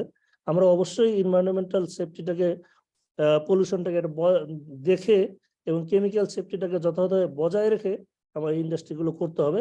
আরেকটু আমাদের আমার আগের আলোচক যিনি লোকমান সাহেব, উনি বলেছেন যে standard preparation, this is very important. যে আমাদের বিএসটিআই যেহেতু স্ট্যান্ডার্ড প্রিপেয়ার করে থাকে, ওনাদের এদিকে নজর দেওয়া দরকার। অনেক জিনিসেরই আসলে স্ট্যান্ডার্ড পাওয়া যায় না, যেটা এখন থেকেই করতে হবে। তো অনেকগুলো জিনিস একসাথে তাহলে করা দরকার। আমি যদি সামারিতে বলি যে আমাদের এই ইন্টারমিডিয়েট কেমিক্যাল তৈরি করার কারখানাগুলো করতে হবে, সেগুলোর জন্য যথাযথ এবং প্রোডাক্টের জন্য যথাযথ স্পেক এবং মান নির্ণয়ের স্ট্যান্ডার্ড রাখতে হবে, এবং গভর্নমেন্টের একটা সহায়ক পলিসি দরকার। এবং পুরো জিনিসটাই আমাদের কেমিক্যাল সেফটি এবং এনভায়রনমেন্টকে বাঁচিয়ে, মানে এনভায়রনমেন্ট পলিউশন যাতে না হয়, পুরো জিনিসটা একসাথে নিয়ে একটা কম্বাইন্ড জিনিস করতে হবে। এই পর্যায়ে হয়তোবা একটা থরো স্টাডি হইতে পারে জাতীয় পর্যায়ে, যে এটা কি মানে বর্তমান প্রেক্ষাপটে সবগুলো বিষয় বিবেচনায় নিয়ে এটা একটা থরো ফিজিবিলিটি স্টাডি টাইপের, টেকনো ইকোনমিক ফিজিবিলিটি স্টাডি হতে পারে, যেখান থেকে এই প্ল্যানিং এর জিনিসগুলো চলে আসবে। পরিশেষে আমি সবাইকে ধন্যবাদ জানাচ্ছি for your passion sharing. Thank you very much. ধন্যবাদ প্রফেসর চৌধুরী, আপনি চমৎকারভাবে আমাদের যে বিদ্যমান অবস্থা এবং আপনার ওয়ে ফরওয়ার্ড বিস্তারিত আলোচনা করেছেন। তো ধন্যবাদ। আপনি দু একটা বিষয় এনেছেন যে আমাদের ফোকাস, আপনি উল্লেখ করেছেন এনার্জি ইফিসিয়েন্সি এন্ড সিকিউরিটির বিষয়টা আমরা ফোকাস করছি। হ্যাঁ, ওটা আমরা করছি। বেসিক্যালি আমাদের যে এনার্জি মানে রিসোর্সেস মিনিস্ট্রির যে মেইন ম্যান্ডেট, ওটা আমাদের এনার্জি আনইন্টারপ্টেড এনার্জি এনশিওর করা। সেই জন্যই মূলত আমাদের এই মিনিস্ট্রি থেকে আমরা ফোকাস করি এনার্জি এফিসিয়েন্সি এন্ড সিকিউরিটি। আর আপনি যেটা বলেছেন পেট্রোকেমিক্যালের বিষয়টা আমাদের ভাবতে হবে, সেটা তাদের ইন্ডাস্ট্রি মিনিস্ট্রি পারভিউতে পড়ে। আমরা ইন্ডাস্ট্রি মিনিস্ট্রিকেও ইনভাইট করেছি। এটা আসলে অনেক দেশে দেখা যায় যে এনার্জি এন্ড পেট্রোলিয়াম কম্বাইন্ডলি কাজও করে। আপনি বলেছেন যে এটা যেমন আমাদের ইআরএল ইউনিট 2 এর ক্ষেত্রে আমাদের মেইন প্রোডাক্টের পাশাপাশি এখানে যে বাই প্রোডাক্ট যেটা আসবে, যেটা আমাদের হয়তো পেট্রোকেমিক্যাল ইন্ডাস্ট্রিতে ব্যবহার করা যায়, সেটাও যদি কম থাকে, সেটা আপনি হয়তো বলেছেন যে পাবলিক প্রাইভেট পার্টনারশিপও হতে পারে, ব্যাকওয়ার্ড লিঙ্কেজ টাইপের হতে পারে। সুন্দর আপনার পরামর্শ।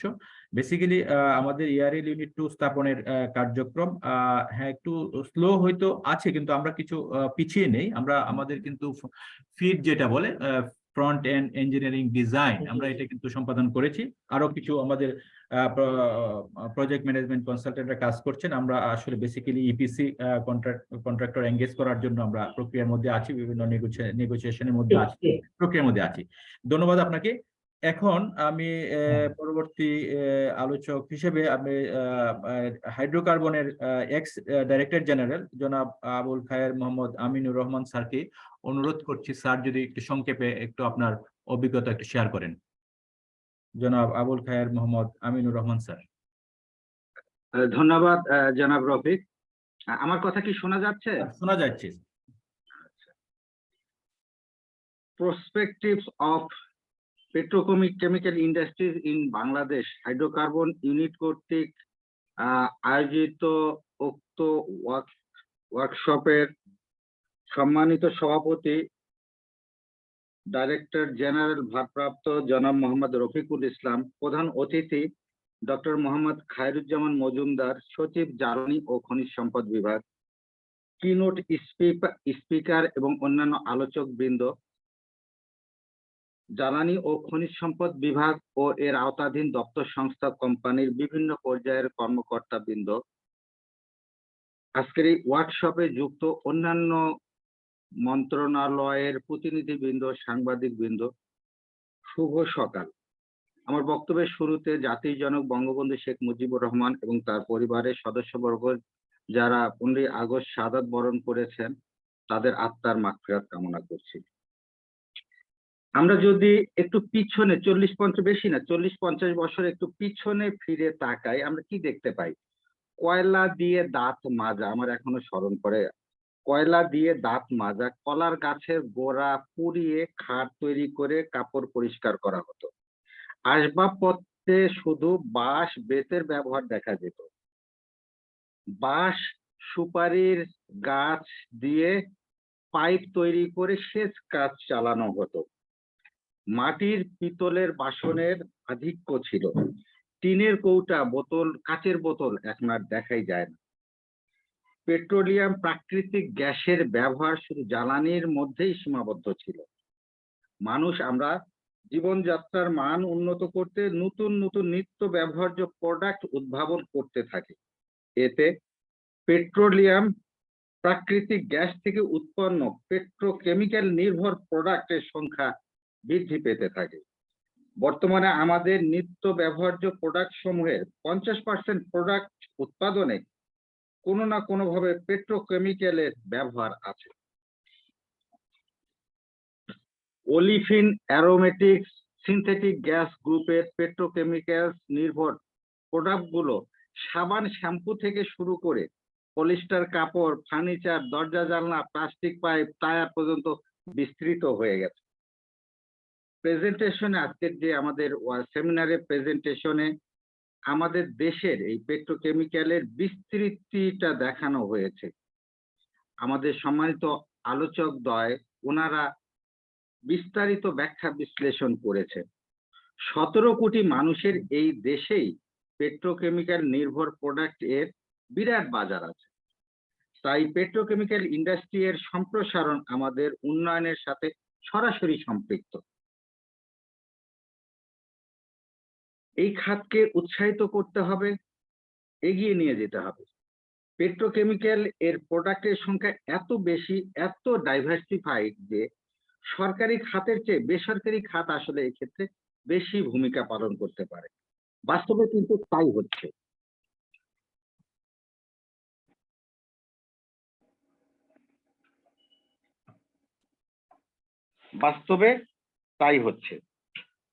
আমাদের সরকারি খাতে আমরা যারা সম্পৃক্ত, আমাদের দায়িত্ব কি?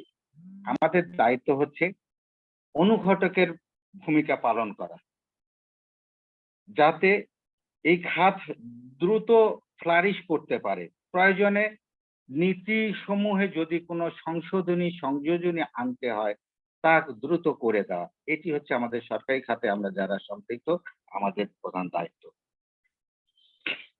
আমাদের যে উন্নয়ন কর্ম পরিকল্পনা, উন্নয়ন লক্ষ্যমাত্রা, তাতে ইন্ডাস্ট্রিয়ালাইজেশন কিন্তু অন্যতম। ইন্টিগ্রেটেড পাওয়ার এনার্জি মাস্টার প্ল্যানে আমরা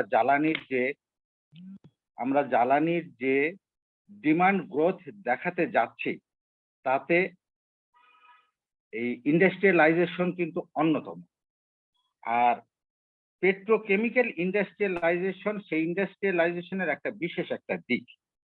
কাজেই হাইড্রোকার্বন ইউনিট একটি সময় উপযোগী একটা ওয়ার্কশপের একটা বিষয় সিলেক্ট করে সেই বিষয়ের সেমিনারের আয়োজন করায় হাইড্রোকার্বন ইউনিটকে আমি ধন্যবাদ জানাচ্ছি। আমরা আজকের এই ওয়ার্কশপে আমাদের যে বিস্তারিত আলোচনা হলো, এতে করে আমরা প্রত্যেক বিভিন্ন সেক্টর আমরা আজকের এই ওয়ার্কশপে ইনভলভ। আমরা প্রত্যেকে জানলাম, আমরা মোটিভেটেড হলাম আমাদের করণীয় কি, আসলে যে আমাদের গ্রোথটাকে ডেভেলপ করতে হবে। পেট্রোকেমিক্যাল ইন্ডাস্ট্রির যে ইন্ডাস্ট্রিয়ালাইজেশন, এটাকে সম্প্রসারণ করতে হবে। আমরা আমাদের আজকের এই বিভিন্ন আলোচনার এরিয়াগুলো আমরা দেখলাম, জানলাম। কাজেই আমরা স্ব ক্ষেত্রে আমরা আমাদের সেই ভূমিকাগুলো পালন করব। পরিশেষে আজকের এই সেমিনারের মধ্যে আমাদের সেই যে জ্ঞান সচেতনতা বৃদ্ধি পেল বা পাবে, দেশের পেট্রোকেমিক্যাল ইন্ডাস্ট্রি এর বিকাশে সহায়ক ভূমিকা পালন করবে। এই কামনায় আমার বক্তব্য শেষ করছি। জয় বাংলা। তো ধন্যবাদ স্যারকে, আপনি চমৎকারভাবে উপস্থাপন করেছেন আপনার বক্তব্য। আমাদের সরকারের কি ভূমিকা এবং প্রাইভেট সেক্টরকে যে সহায়ক ভূমিকার জন্য আমাদের করণীয় কি, সেটা আপনি সুন্দরভাবে উপস্থাপন করেছেন। আপনার অভিজ্ঞতা লব্ধ যে জ্ঞানের মাধ্যমে আমরা স্যার ওইভাবেই কাজ করব। আমরা সেই চেষ্টা করে যাব প্রাইভেট সেক্টরকে ইনভলভ করে ওনাদেরকে সহায়ক যেন ভূমিকা যতটুকু আমাদের সরকারের পক্ষ থেকে সম্ভব হয় সেইটা করব, সেই আশাবাদ ব্যক্ত করছি স্যার। এই পর্যায়ে আমাদের আলোচক হিসেবে আছেন আমাদের সম্মানিত আলোচক জনাব এস.এম. জাকির হোসেন স্যার, অতিরিক্ত সচিব অপারেশন, জ্বালানি ও খনিজ সম্পদ বিভাগ। স্যারকে স্যারের মূল্যবান বক্তব্য আলোচনা শুরু করার জন্য অনুরোধ করছি। ধন্যবাদ রফিক। শোনা যায়? স্যার শোনা যাচ্ছে। আসসালামু আলাইকুম sir. Prospect of petrochemical industries in Bangladesh, hydrocarbon unit থেকে আয়োজিত এই সংক্রান্ত সেমিনারের সম্মানিত প্রধান অতিথি,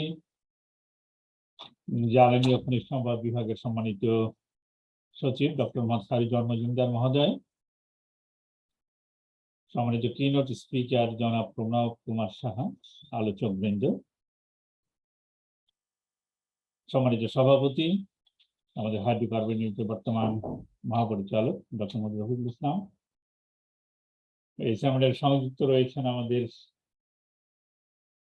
পেট্রো বাংলা বিপিসির আওতাধীন বিভিন্ন কোম্পানির ব্যবস্থাপনা পরিচালক বৃন্দ, অন্যান্য কর্মকর্তা বৃন্দ, সাংবাদিক বৃন্দ, সুধীমণ্ডলী, অন্যান্য বিদগ্ধ ব্যক্তিবৃন্দ, সকলকে স্বাগত জানাচ্ছি।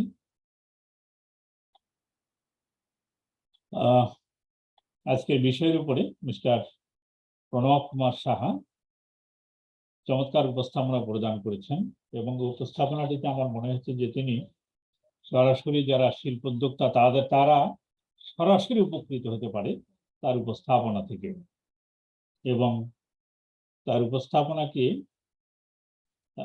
সাপ্লিমেন্ট করেছেন বলা যায় আমাদের তিনজন আলোচক যারা করেছেন। আমিও এ বিষয়ে একটি খুব বেশি টেকনিক্যাল না, সেদিকে আমি একটু আলোকপাত করতে চাই।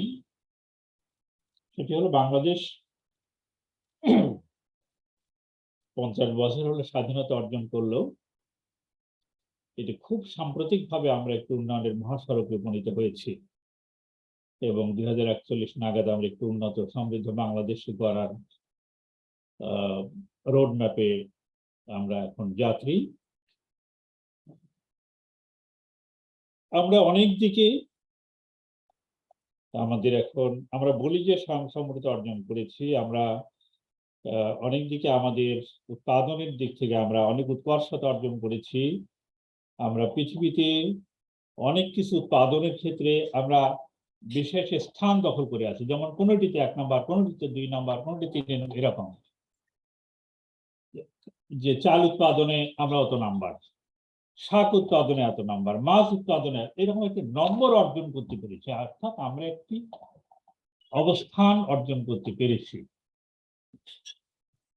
কিন্তু বিষয়টা হলো এই অবস্থান অর্জন করাটা গুরুত্বপূর্ণ নয়, গুরুত্বপূর্ণ হচ্ছে এটি নিরাপত্তা অর্জন করা, সাস্টেইনেবিলিটি ধরে রাখা।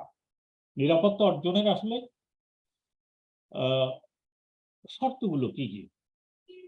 অ্যাভেলেবিলিটি, সাস্টেইনেবিলিটি, অ্যাফোর্ডেবিলিটি এবং অ্যাক্সেসিবিলিটি। এই চারটি শর্ত পূরণ করার ফলে আমরা আসলে নিরাপত্তা অর্জন করি।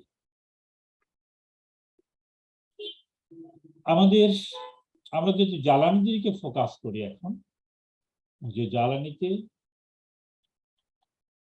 অ্যাভেলেবল, সাস্টেইনেবল এবং অ্যাফোর্ডেবিলিটি এবং অ্যাক্সেসিবিলিটি, এই চারটি নির্ধারণ করা, এই চারটি শর্ত অর্জন করা আমাদের জন্য আমাদের আরো বেশ কিছু পথ যেতে হবে।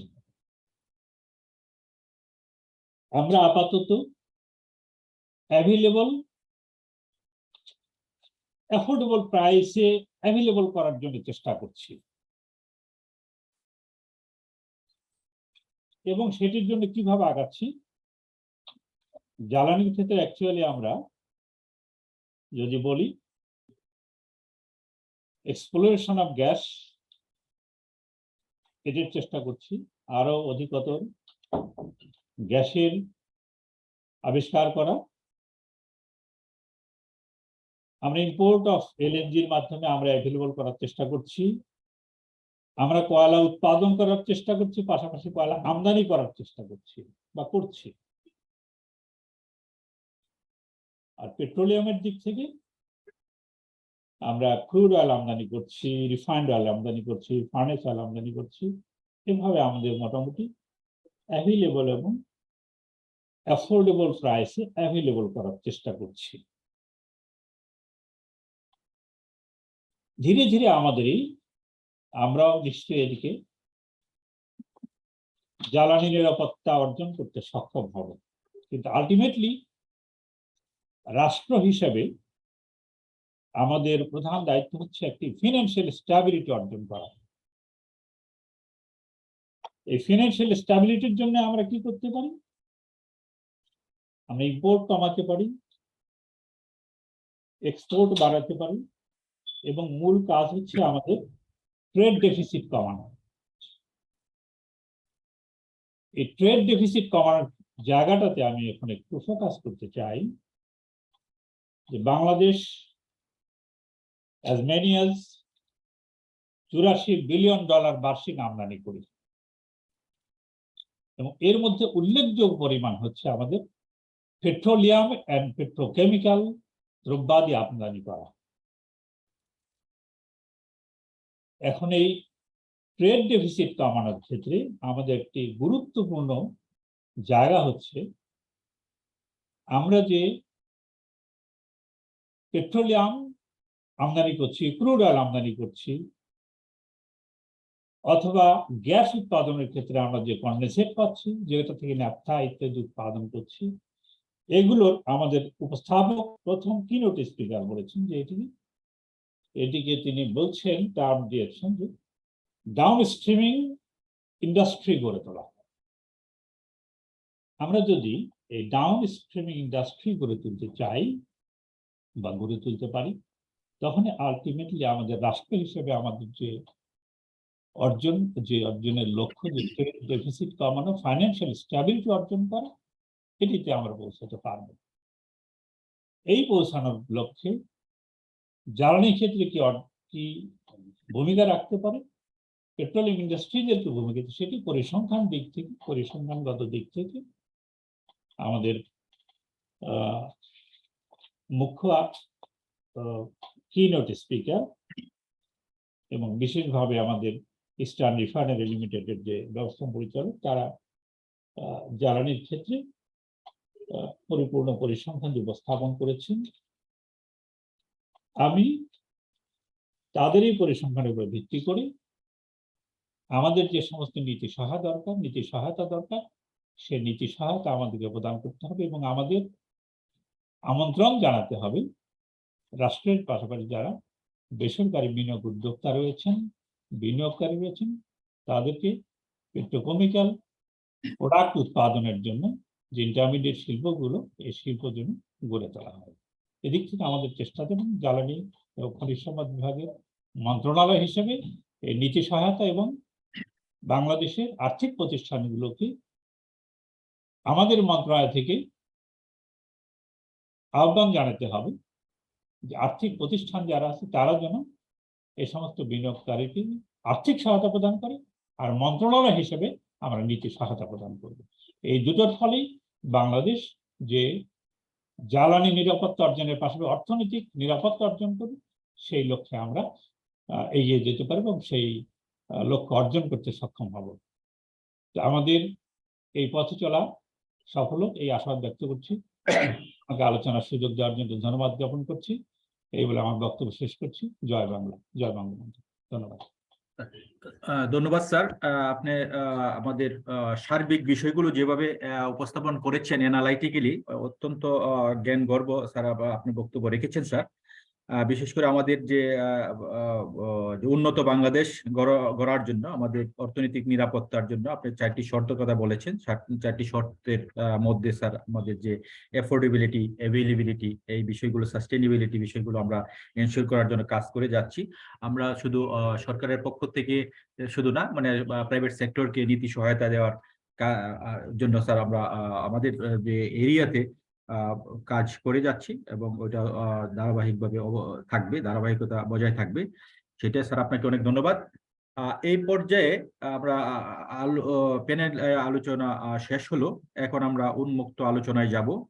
তো উন্মুক্ত আলোচনার প্রথম পর্যায়ে আমি জ্বালানি খনিজ সম্পদ বিভাগের অতিরিক্ত সচিব মহোদয়গণের মধ্যে ডক্টর হেলাল স্যারকে যদি স্যার কিছু বলতে চান।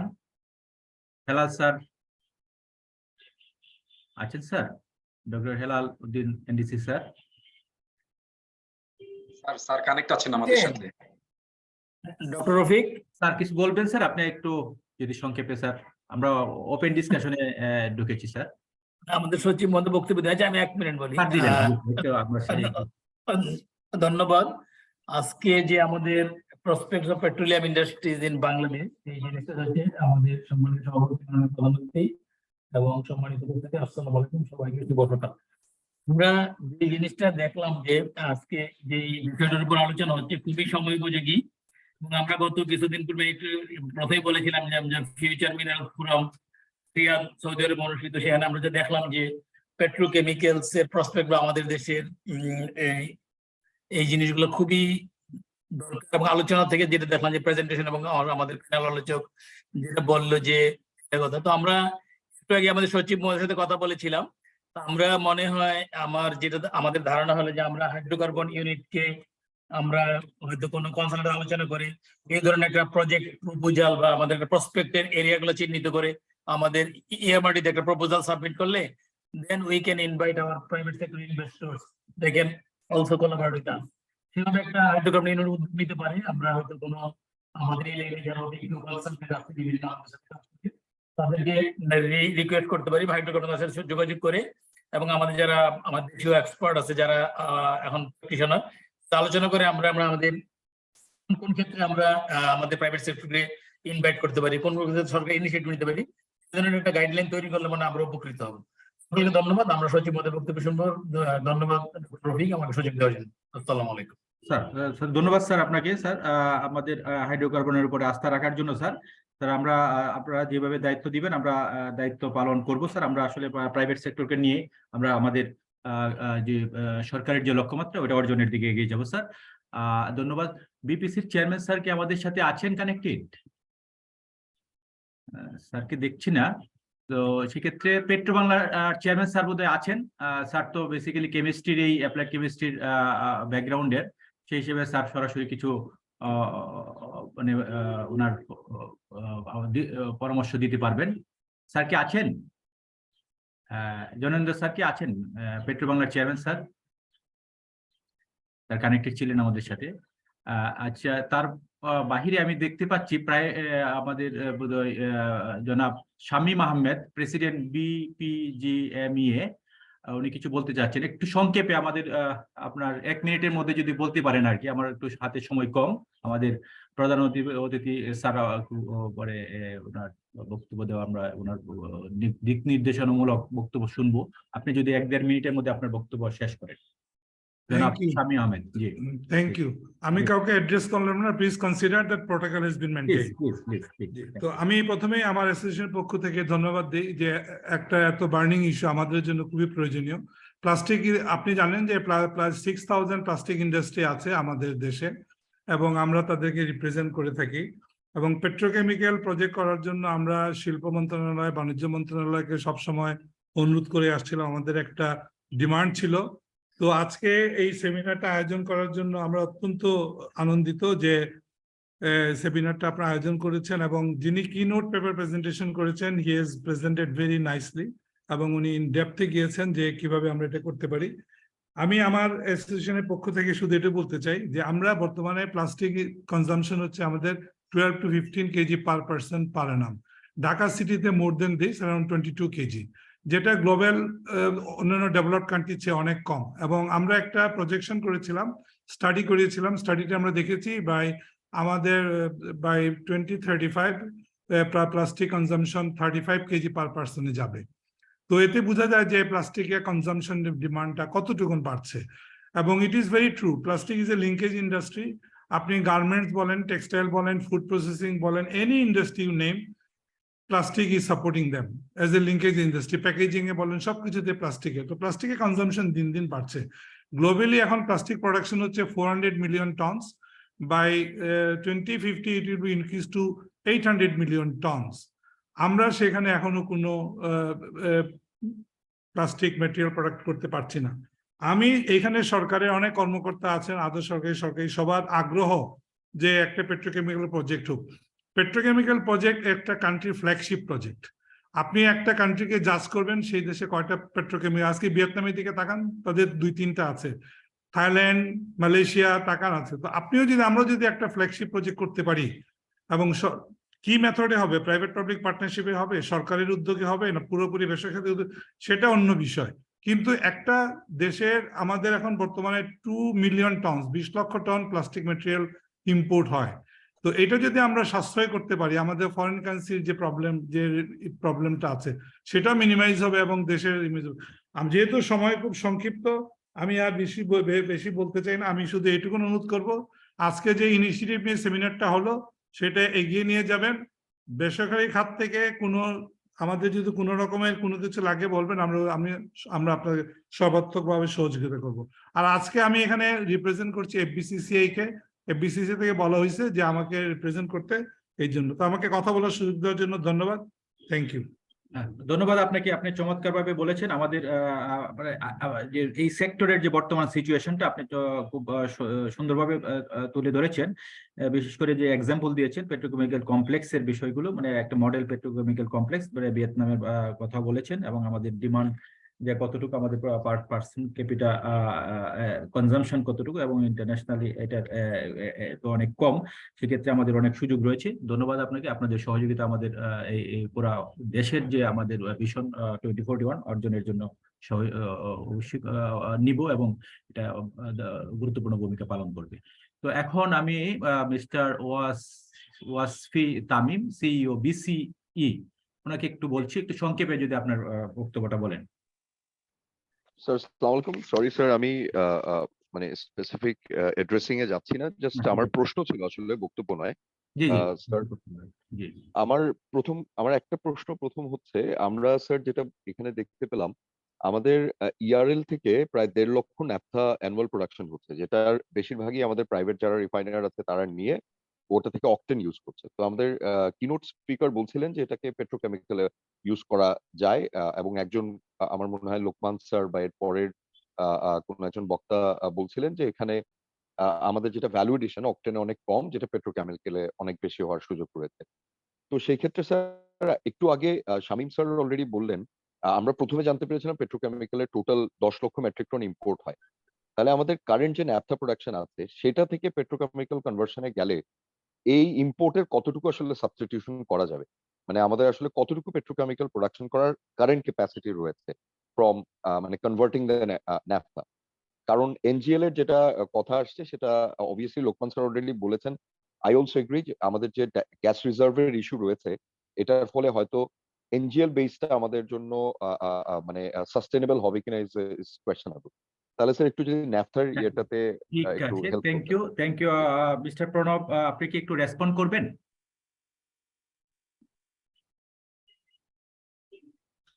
Thank you. সেই ইস্টার্ন রিফাইনারির ন্যাপথাটা পেট্রোকেমিক্যাল বর্তমান যে ন্যাপথা তা সাফিসিয়েন্ট নয় পেট্রোকেমিক্যাল ইন্ডাস্ট্রি করার জন্য। আমরা যে প্লাস্টিকের কথা বলছি, প্লাস্টিকের দুইটা component, ethylene and polyethylene mainly, দোনোটা মিলে 35% অথবা 40-র উপরে রিকভার করা যায় না ন্যাপথা থেকে। কাজেই you need more and more naphtha. আমি একটা আমার প্রেজেন্টেশনে বলছি সেই ন্যাপথাটা রিকভার করার জন্য কমপক্ষে 8 মিলিয়ন টন একটা refinery or 10 million ton refinery দরকার। তাহলেই আমরা একটা মিডিয়াম স্ট্যান্ডার্ড এর পেট্রোকেমিক্যাল ইন্ডাস্ট্রি অথবা ইথিলিন ক্র্যাকার স্থাপন করতে পারবো। একটা ইথিলিন ক্র্যাকারের জন্য নির্দিষ্ট একটা কোয়ান্টিটি লাগে। যদিও আমি বলছি ক্র্যাকার গুলো হয় 30 to 50 টনের। We need a cluster of cracker. বিভিন্ন প্রোডাক্ট ক্র্যাকার গুলো বিভিন্ন প্রোডাক্ট ইউজ করা যায়। যেমন গ্যাস যদি না থাকে, আমার প্রেজেন্টেশনে আমি বলছি, তাহলে আমরা ওগুলোকে আবার ন্যাপথায় কনভার্ট করতে পারবো। যতদিন গ্যাস আছে গ্যাস চলবে। একটা জিনিস আপনাকে খেয়াল করতে হবে, আমাদের দেশের পার্সপেক্টিভটা কি আমি একটু বলি। আমরা বাংলা ভাষায় বলি একটা ইন্ডাস্ট্রি ডেভেলপমেন্ট জন্য আমরা ইন্ডাস্ট্রিয়ালিস্টদের যে কথাটা বলি, দুইটা জিনিস লাগে। আপনার যুদ্ধ করার জন্য যখন ঢাল এবং তলোয়ার লাগে, ইন্ডাস্ট্রিতে আমরা এই শব্দটা ব্যবহার করি। যদি ঢাল এবং তলোয়ার দুটোটাই থাকে, আপনি খুব স্ট্রংলি ফাইট করতে পারবেন মার্কেটে। আমরা তলোয়ার কাকে বলছি? যার সে he can penetrate any market. তলোয়ার দিয়ে যেমন যে কোনো জায়গায় ঢুকা যায়, এটা আপনি পেনিট্রেট ইন এনি মার্কেট। আরেকটা বিষয় হলো ঢাল। ঢালটা কি? আমরা বলি সংক্ষেপে যদি বলেন, একটু সংক্ষেপে। ঢালটা হলো, এটা ইম্পর্টেন্ট ওয়ার্ড স্যার। ঢালটা হলো আপনি এটার ইউজ আছে, ইউজ থাকলে আপনি ঢাল দিয়ে যখন নিজেকে রক্ষা করতে পারবেন, এই দেশের ইন্ডাস্ট্রিগুলো রক্ষা করার জন্য government can make policy to ঢাল হিসেবে ব্যবহার করে এই ইন্ডাস্ট্রিগুলোকে। আপনার যেখানে কনজাম্পশন আছে, যেমন ধরেন সৌদি আরব, তারা প্রোডাকশন করছে, তাদের তো আমাদের এখানে ঢুকতে হচ্ছে পেনিট্রেট করে। তাদের র মেটেরিয়াল সস্তা, তারা দিতে পারছে। কিন্তু আমরা যদি একটু সস্তা র মেটেরিয়াল জোগাড় করতে পারি, অথবা ইভেন যদি একটু বেশিও হয়, আমাদের যদি প্রোটেকশন থাকে, we can survive. Okay, okay, thank you. তো আমাদের সাথে আমি দেখেছিলাম যে জনাব আজম যে চৌধুরী, বেসিক্যালি এই এরিয়াতে আমাদের পেট্রোলিয়াম সেক্টর ওনার অনেক ইয়ে আছে, গুরুত্বপূর্ণ রোল আছে। তো উনি কানেক্টেড ছিলেন।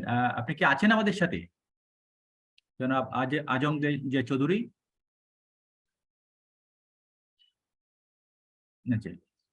ওনাকে এখন হয়তো স্যার কোনো কারণে ইয়ে না স্যার, আমরা পরবর্তীতে আচ্ছা, ঠিক আছে, ওনাকে পরামর্শ আমরা পরে নিয়ে নিব। আরো বোধহয় দু একজন হাত উঠিয়েছেন। আমাদের বেসিক্যালি আমাদের সচিব মহোদয় অত্যন্ত ব্যস্ত স্যার, কিন্তু অনেক এই ব্যস্ততার মধ্যেই আমাদেরকে সবার কথা শুনেছেন এবং এই সেক্টর সম্পর্কে ওনার ধারণা ইতিমধ্যে হয়তো আজকে কিছু ইনফরমেশন উনি স্যার পেয়েছেন। ব্যক্তিতে স্যারকে আর মানে আমরা মানে অধিক সময় আটকে রাখবো না, কারণ স্যার অত্যন্ত গুরুত্বপূর্ণ কাজের সাথে মানে ইয়ে আছেন, স্যার ব্যস্ত আছেন। এখন আমরা স্যারের বক্তব্য শুনবো। স্যার আমাদের প্রধান অতিথি সম্মানিত সচিব জ্বালানি ও খনিজ সম্পদ বিভাগ ডক্টর মোহাম্মদ খায়রুজ্জামান মজুমদার স্যারের বক্তব্য আমরা এখন শুনবো। Sir. Thank you sir, thank you sir. তো আজকের অনুষ্ঠানের সম্মানিত কিনোট স্পিকার জনাব প্রণব কুমার সাহা, সম্মানিত আলোচক বৃন্দ, বিভিন্ন মন্ত্রণালয় বিভাগের সংশ্লিষ্ট প্রতিনিধি, আমাদের এবিসিসিআই সহ অন্যান্য চেম্বার বডিজের কর্মকর্তাগণ, জ্বালানি ও খনিজ সম্পদ বিভাগ, পেট্রো বাংলা এবং অন্যান্য দপ্তর সমূহের প্রতিনিধিগণ, আসসালামু আলাইকুম। আমরা এতক্ষণ পেট্রোকেমিক্যালস ইন্ডাস্ট্রিজের প্রসপেক্ট কি হতে পারে বাংলাদেশে সেটা নিয়ে আলোচনা শুনলাম। আমরা জানি যে আমাদের দেশের সার্বিক উন্নয়নে জ্বালানি খাত হলো একটা গুরুত্বপূর্ণ চালিকা শক্তি। এবং আমাদের সর্বকালের সর্বশ্রেষ্ঠ বাঙালি জাতির পিতা বঙ্গবন্ধু শেখ মুজিবুর রহমান তিনিও এটা অনুধাবন করতে পেরেছিলেন এবং তার যে অর্থনৈতিক ফিলোসফি ছিল সেই অর্থনৈতিক ফিলোসফির একটা ইম্পর্টেন্ট প্যারামিটার ছিল জ্বালানি নিরাপত্তা এবং তিনি সেই লক্ষ্যে সংবিধানের 143 অনুচ্ছেদে জ্বালানি নিরাপত্তা প্রতিষ্ঠার লক্ষ্যে রাষ্ট্রীয় মালিকানা প্রতিষ্ঠার উপরে অঙ্গীকার করেছেন। এছাড়াও তিনি যে নীতিমালা এবং বিধিমালা ইত্যাদি প্রণয়ন করে গেছেন সেগুলি আমরা গত 50 বছর ধরে আমাদের গাইডলাইন হিসেবে এই সেক্টরে ব্যবহার করে আসছি। আমরা জানি যে 1975 সালে তিনি একটা যুগান্তকারী শুধু ফোরসাইটেডনেস প্রমাণ দেখিয়েছিলেন যে 5টা তেল গ্যাস ক্ষেত্রকে তিনি ন্যাশনালাইজ করে গেছিলেন, তিতাস, বাখরাবাদ, রশিদপুর, কৈলাসটিলা, হবিগঞ্জ, এবং তার যে রেজাল্ট সেটা আমরা এখন দেখতে পাচ্ছি গত 50 বছর ধরে আমাদের যে দেশের শিল্পায়ন, সে শিল্পায়নে গ্যাস সরবরাহের ক্ষেত্রে এই সেক্টরগুলো অত্যন্ত গুরুত্বপূর্ণ ভূমিকা পালন করে আসছে। তা আমরা 2009 সাল থেকে বর্তমান সরকার ক্ষমতায় আছে এবং এই সরকারও কিন্তু এই আমাদের বঙ্গবন্ধুর যে অর্থনৈতিক দর্শন তা এবং জ্বালানি নিরাপত্তা নীতি তাই অনুসরণ করে আসছে। সেই অনুসরণ করার মধ্যে আমরা দেখতে পেয়েছি যে রূপকল্প 2021 আমরা সফলভাবে বাস্তবায়ন করেছি। এখন আমরা রূপকল্প 2041 বাস্তবায়নের দিকে এগিয়ে যাচ্ছি এবং আমাদের এখানে লক্ষ্য হলো 2টা গুরুত্বপূর্ণ লক্ষ্য। 2030 সালের মধ্যে মধ্যম আয়ের দেশে উন্নতি হওয়া এবং 2041 সালের মধ্যে একটা সুখী সমৃদ্ধ উন্নত দেশে পরিণত হওয়া। তো সেটা করতে গেলে আমাদের এই জ্বালানি নিরাপত্তার বিষয়টি অন্যান্য অর্থনৈতিক প্যারামিটারের সঙ্গে এটাকেও বিবেচনায় রাখতে হবে এবং সরকার সেটা রাখছেও। সে অনুযায়ী বিভিন্ন কার্যক্রম পরিচালনা করে আসছে। এই প্রেক্ষাপটে আমি হাইড্রোকার্বন সেলকে অত্যন্ত ধন্যবাদ জানাই যে তারা একটা অত্যন্ত গুরুত্বপূর্ণ এবং যুগোপযোগী বিষয় আলোচনার জন্য উপস্থাপন করেছেন। আমরা পেট্রোকেমিক্যালস এর ব্যাপক ব্যবহার রয়েছে বাংলাদেশে, বিশেষ করে প্লাস্টিক প্রোডাক্টের যে polymers of ethylene, polymers of propylene, polyvinyl chloride, এই 3টারই আমি দেখেছি যে বিশেষ করে গার্মেন্ট শিল্পে ব্যাপক ব্যবহার হয়েছে, কিন্তু আমাদের এই বেসিক যে ইন্ডাস্ট্রি, পেট্রোকেমিক্যাল ইন্ডাস্ট্রি, সেগুলি নাই। আমাদের অনেক প্লাস্টিক ইন্ডাস্ট্রি আছে, তাদের মূল কাজ হলো অ্যাক্সেসরিজ প্রিপেয়ার করা এবং অ্যাক্সেসরিজ দিয়ে গার্মেন্টস এর চাহিদাকে ক্যাটার করা, কিন্তু এই যে মূল যে ইস্যুটা যে র মেটেরিয়াল ইউরিয়া, রেজিন, সেগুলো আসলে আমদানি করে এই সব কাজগুলি করা হয়। তো আমাদের এখানে আলোচকরা বলেছেন যে এই মূল যে উপাদানগুলো যেগুলো পেট্রোকেমিক্যালস এর ন্যাপথা, ওলেফিন, এগুলির ঘাটতি রয়েছে। তো এই ঘাটতি পূরণে কি করা যায় সেটাও দেখতে হবে। দ্বিতীয়ত হলো যে আরেকটা ইম্পর্টেন্ট বিষয় হলো যে আমাদের ন্যাপথার সোর্স। আমরা জানি যে আমাদের একটা অনেক পুরনো ইয়ারএল আছে, যেটা আসলে যে পরিমাণে রিফাইন করে তা থেকে পর্যাপ্ত পরিমাণে র মেটেরিয়াল পাওয়া যায় না ফর পেট্রোকেমিক্যালস। তা আমরা দীর্ঘদিন ধরে চেষ্টা করে যাচ্ছি যে ERL2 একটা প্ল্যান্ট স্থাপনের জন্য, যেটার মাধ্যমে আমাদের এই র মেটেরিয়ালের ব্যাপক চাহিদা দূর করা সম্ভব হবে। পাশাপাশি আমাদের এখানে ফার্টিলাইজার ইন্ডাস্ট্রি আছে, তারাও পেট্রোকেমিক্যাল ইন্ডাস্ট্রি হিসেবে বিবেচিত। তাদের র মেটেরিয়াল আমার জানা মতে, আমি নতুন, আমার ভুল বললে ক্ষমা সুন্দর দৃষ্টিতে দেখবেন, কিন্তু আমার জানা মতে তাদেরও র মেটেরিয়াল বাইরে থেকে আমদানি করতে হয়। তো আমাদের 2টা জিনিস খেয়াল রাখতে হবে, সেটা হলো যে কাঁচামাল যাতে অভ্যন্তরীণভাবে সরবরাহ করা যায়, তাতে খরচ কমে যাবে এবং সেক্ষেত্রে আমাদের ERL ক্যাপাসিটি বাড়াতে হবে। তৃতীয়ত হলো যে আমদানি করে হলেও আমাদের পেট্রোকেমিক্যাল সেক্টরটা যাতে গ্রো করতে পারে, তাহলে আমাদের রপ্তানি সক্ষমতাও বাড়বে, কারণ পেট্রোকেমিক্যালস এর হ্যাজ ওয়াইড ইউজ, যেগুলো আমাদের কিনোট স্পিকারও বলেছেন। তো এই ওয়াইড ইউজ করতে গেলে এটার খরচ কমায় আনতে না পারলে আসলে সত্যিকার অর্থে যে মূল যে পণ্যের র মেটেরিয়াল হিসেবে কাঁচা ইনপুট হিসেবে এগুলো ব্যবহৃত হচ্ছে, সেইগুলোর খরচ কমানো যাবে না। সো রপ্তানি সক্ষমতা বাড়ানোর জন্য আমাদের পেট্রোকেমিক্যাল ইন্ডাস্ট্রির উন্নয়নের দিকে নজর দিতে হবে। আমি আমাদের যে হাইড্রোকার্বন ইউনিট, তাকে অনুরোধ করব যে আজকের যে প্রেজেন্টেশনের যে কিনোট স্পিকারের আলোচনা এবং এর প্রেক্ষিতে আমরা যে মূল্যবান মতামত শুনলাম ফ্রম প্রাইভেট সেক্টর এবং সরকারি দপ্তর সমূহ, এইগুলোকে একটা সিনথেসাইজ করে একটা প্রসিডিংস ডেভেলপ করা এবং এর ভিত্তিতে আমাদের আরো কিভাবে এগিয়ে যেতে পারি, ভবিষ্যতে আরো রিসার্চ মূলক কাজ করা, যাতে আমরা এই সেক্টরে বর্তমানে যে সীমাবদ্ধতা আছে এবং চ্যালেঞ্জ আছে সেগুলো মোকাবেলা করে আমরা এই সেক্টরটাকে গ্রোথকে আমরা অগ্রগামী, মানে একদম বেসিক সাইডে গ্রোথকে আমরা এগিয়ে নিতে পারি। তো আমি এই পর্যায়ে আপনাদের সবাইকে ওই সেমিনারে উপস্থিত থাকার জন্য এবং মূল্যবান মতামত প্রদান করার জন্য ধন্যবাদ জানাই। এবং আরেকটা রিকোয়েস্টও থাকবে যে হাইড্রোকার্বন ইউনিটকে, সেটা হলো যে আমাদের এই প্রেজেন্টেশনের কপি যেন আমাদের পার্টিসিপেন্ট সবাই পায়। যদি ইমেল অ্যাড্রেস নিয়ে দিয়ে দেওয়া যায়, অথবা এখানে চ্যাট বক্সে শেয়ার করা যায়, যাতে করে ডিসকানেক্টেড হওয়ার আগে ওনারা এটা ডাউনলোড করে নিতে পারেন। আপনাদের সবাইকে ধন্যবাদ। সালাম আলাইকুম। অসংখ্য ধন্যবাদ স্যার আপনাকে। স্যার আপনি অর্থ মন্ত্রণালয়ের মতো একটা গুরুত্বপূর্ণ মন্ত্রণালয় থেকে জ্বালানি বিভাগে এসেছেন স্যার। আপনার চমৎকারভাবে আপনার এই বিষয়গুলো যেভাবে ইতিমধ্যেই নিখুঁতভাবে আপনি এই আজকের যে উপস্থাপনা টপিকস এবং গুরুত্বপূর্ণ টপিকস, এই বিষয়ে আপনার যে অবজারভেশন এবং আপনার নির্দেশনামূলক বক্তব্য দিয়েছেন স্যার, এটা অত্যন্ত চমৎকার স্যার। এখন আমাদেরকে স্যার আপনি নির্দেশনা দিয়েছেন, আজকের যে রিকমেন্ডেশন গুলো এসছে স্যার, সেগুলো নিয়ে আমরা একটা প্রসিডিং আকারে আমাদের একটা ডেভেলপ করার জন্য আমরা সেটা করব, এবং এটা রিসার্চ এবং কি করণীয় চ্যালেঞ্জ এবং এটা চ্যালেঞ্জ গুলো মোকাবেলা করার জন্য আমাদের হাইড্রোকার্বন ইউনিট থেকে স্যার দায়িত্ব দিয়েছেন স্যার, আমরা সেভাবে আমাদের উদ্যোগ গ্রহণ করব স্যার। আর স্যার এই যে প্রেজেন্টেশন শেয়ারের বিষয়টা আজাদ স্যার আমি দিয়ে দিচ্ছি স্যার। হ্যাঁ স্যার, এখনই আমি শেয়ার করে দিচ্ছি স্যার। শেয়ার করে দাও, তারপরেও যদি কারো না পেয়ে থাকেন তাহলে আমরা ইমেইলের মাধ্যমে আপনাদের কাছে পাঠিয়ে দিব, ইমেইল আপনারা দিতে পারেন। আমার মনে হয় শেয়ার করলে আপনারা ডাউনলোড করে নিতে পারবেন। ধন্যবাদ সকলকে। স্যার আমরা মূলত আমরা শেষ পর্যায়ে চলে আসছি। আমাদের আজকে বিস্তারিত আলোচনা হয়েছে, আজকে কিন্তু একটি গুরুত্বপূর্ণ টপিক স্যার আপনারা বলেছেন। এই টপিকসের উপর আমরা হাইড্রোকার্বনের উদ্যোগে আমাদের সমসাময়িক এবং গুরুত্বপূর্ণ ইস্যু নিয়ে আমরা আলোচনা, আমরা এই জাতীয় সেমিনার ওয়ার্কশপ আয়োজন করি। আমরা ভবিষ্যতে স্যার আপনাদের নির্দেশনায় আমরা সেই আলোচনা এবং সেমিনার এবং সকলকে নিয়ে মূলত আমাদের যেসব এরিয়াতে প্রাইভেট সেক্টরের কন্ট্রিবিউশন ব্যাপক, তা ওনাদেরকে নিয়ে আমরা ভবিষ্যতে আরো সেমিনার আয়োজন করব। এই বলে আমাদের সকলকে উপস্থিত থাকার জন্য আপনাদের অত্যন্ত মূল্যবান সময় ব্যয় করেছেন, বিশেষ করে আমাদের সচিব মহোদয়, ওনার গুরুত্বপূর্ণ সময় এর মধ্যেও যে আমরা প্রায় 2 ঘন্টা যাবত এই আলোচনায় আছি।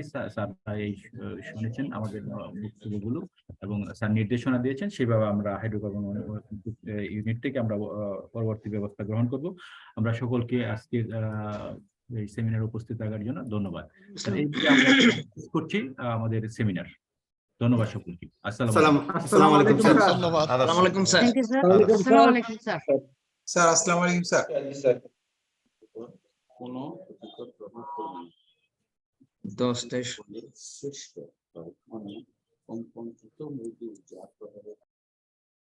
স্লাইডটা শেয়ার করেছো আজাদ? স্যার স্লাইডটা শেয়ার করে দিয়েছি স্যার। ইতিমধ্যে স্যার চ্যাট বক্সে আছে স্যার। আমার মনে হয় যারা হ্যাঁ স্যার, ওনারা এটা ডাউনলোড করে নিক স্যার, তারপরে আমরা স্যার এটা ক্লোজ করব। সকলে ডাউনলোড করে নিতে পারবেন। জি স্যার, জি স্যার, ধন্যবাদ। Thank you sir.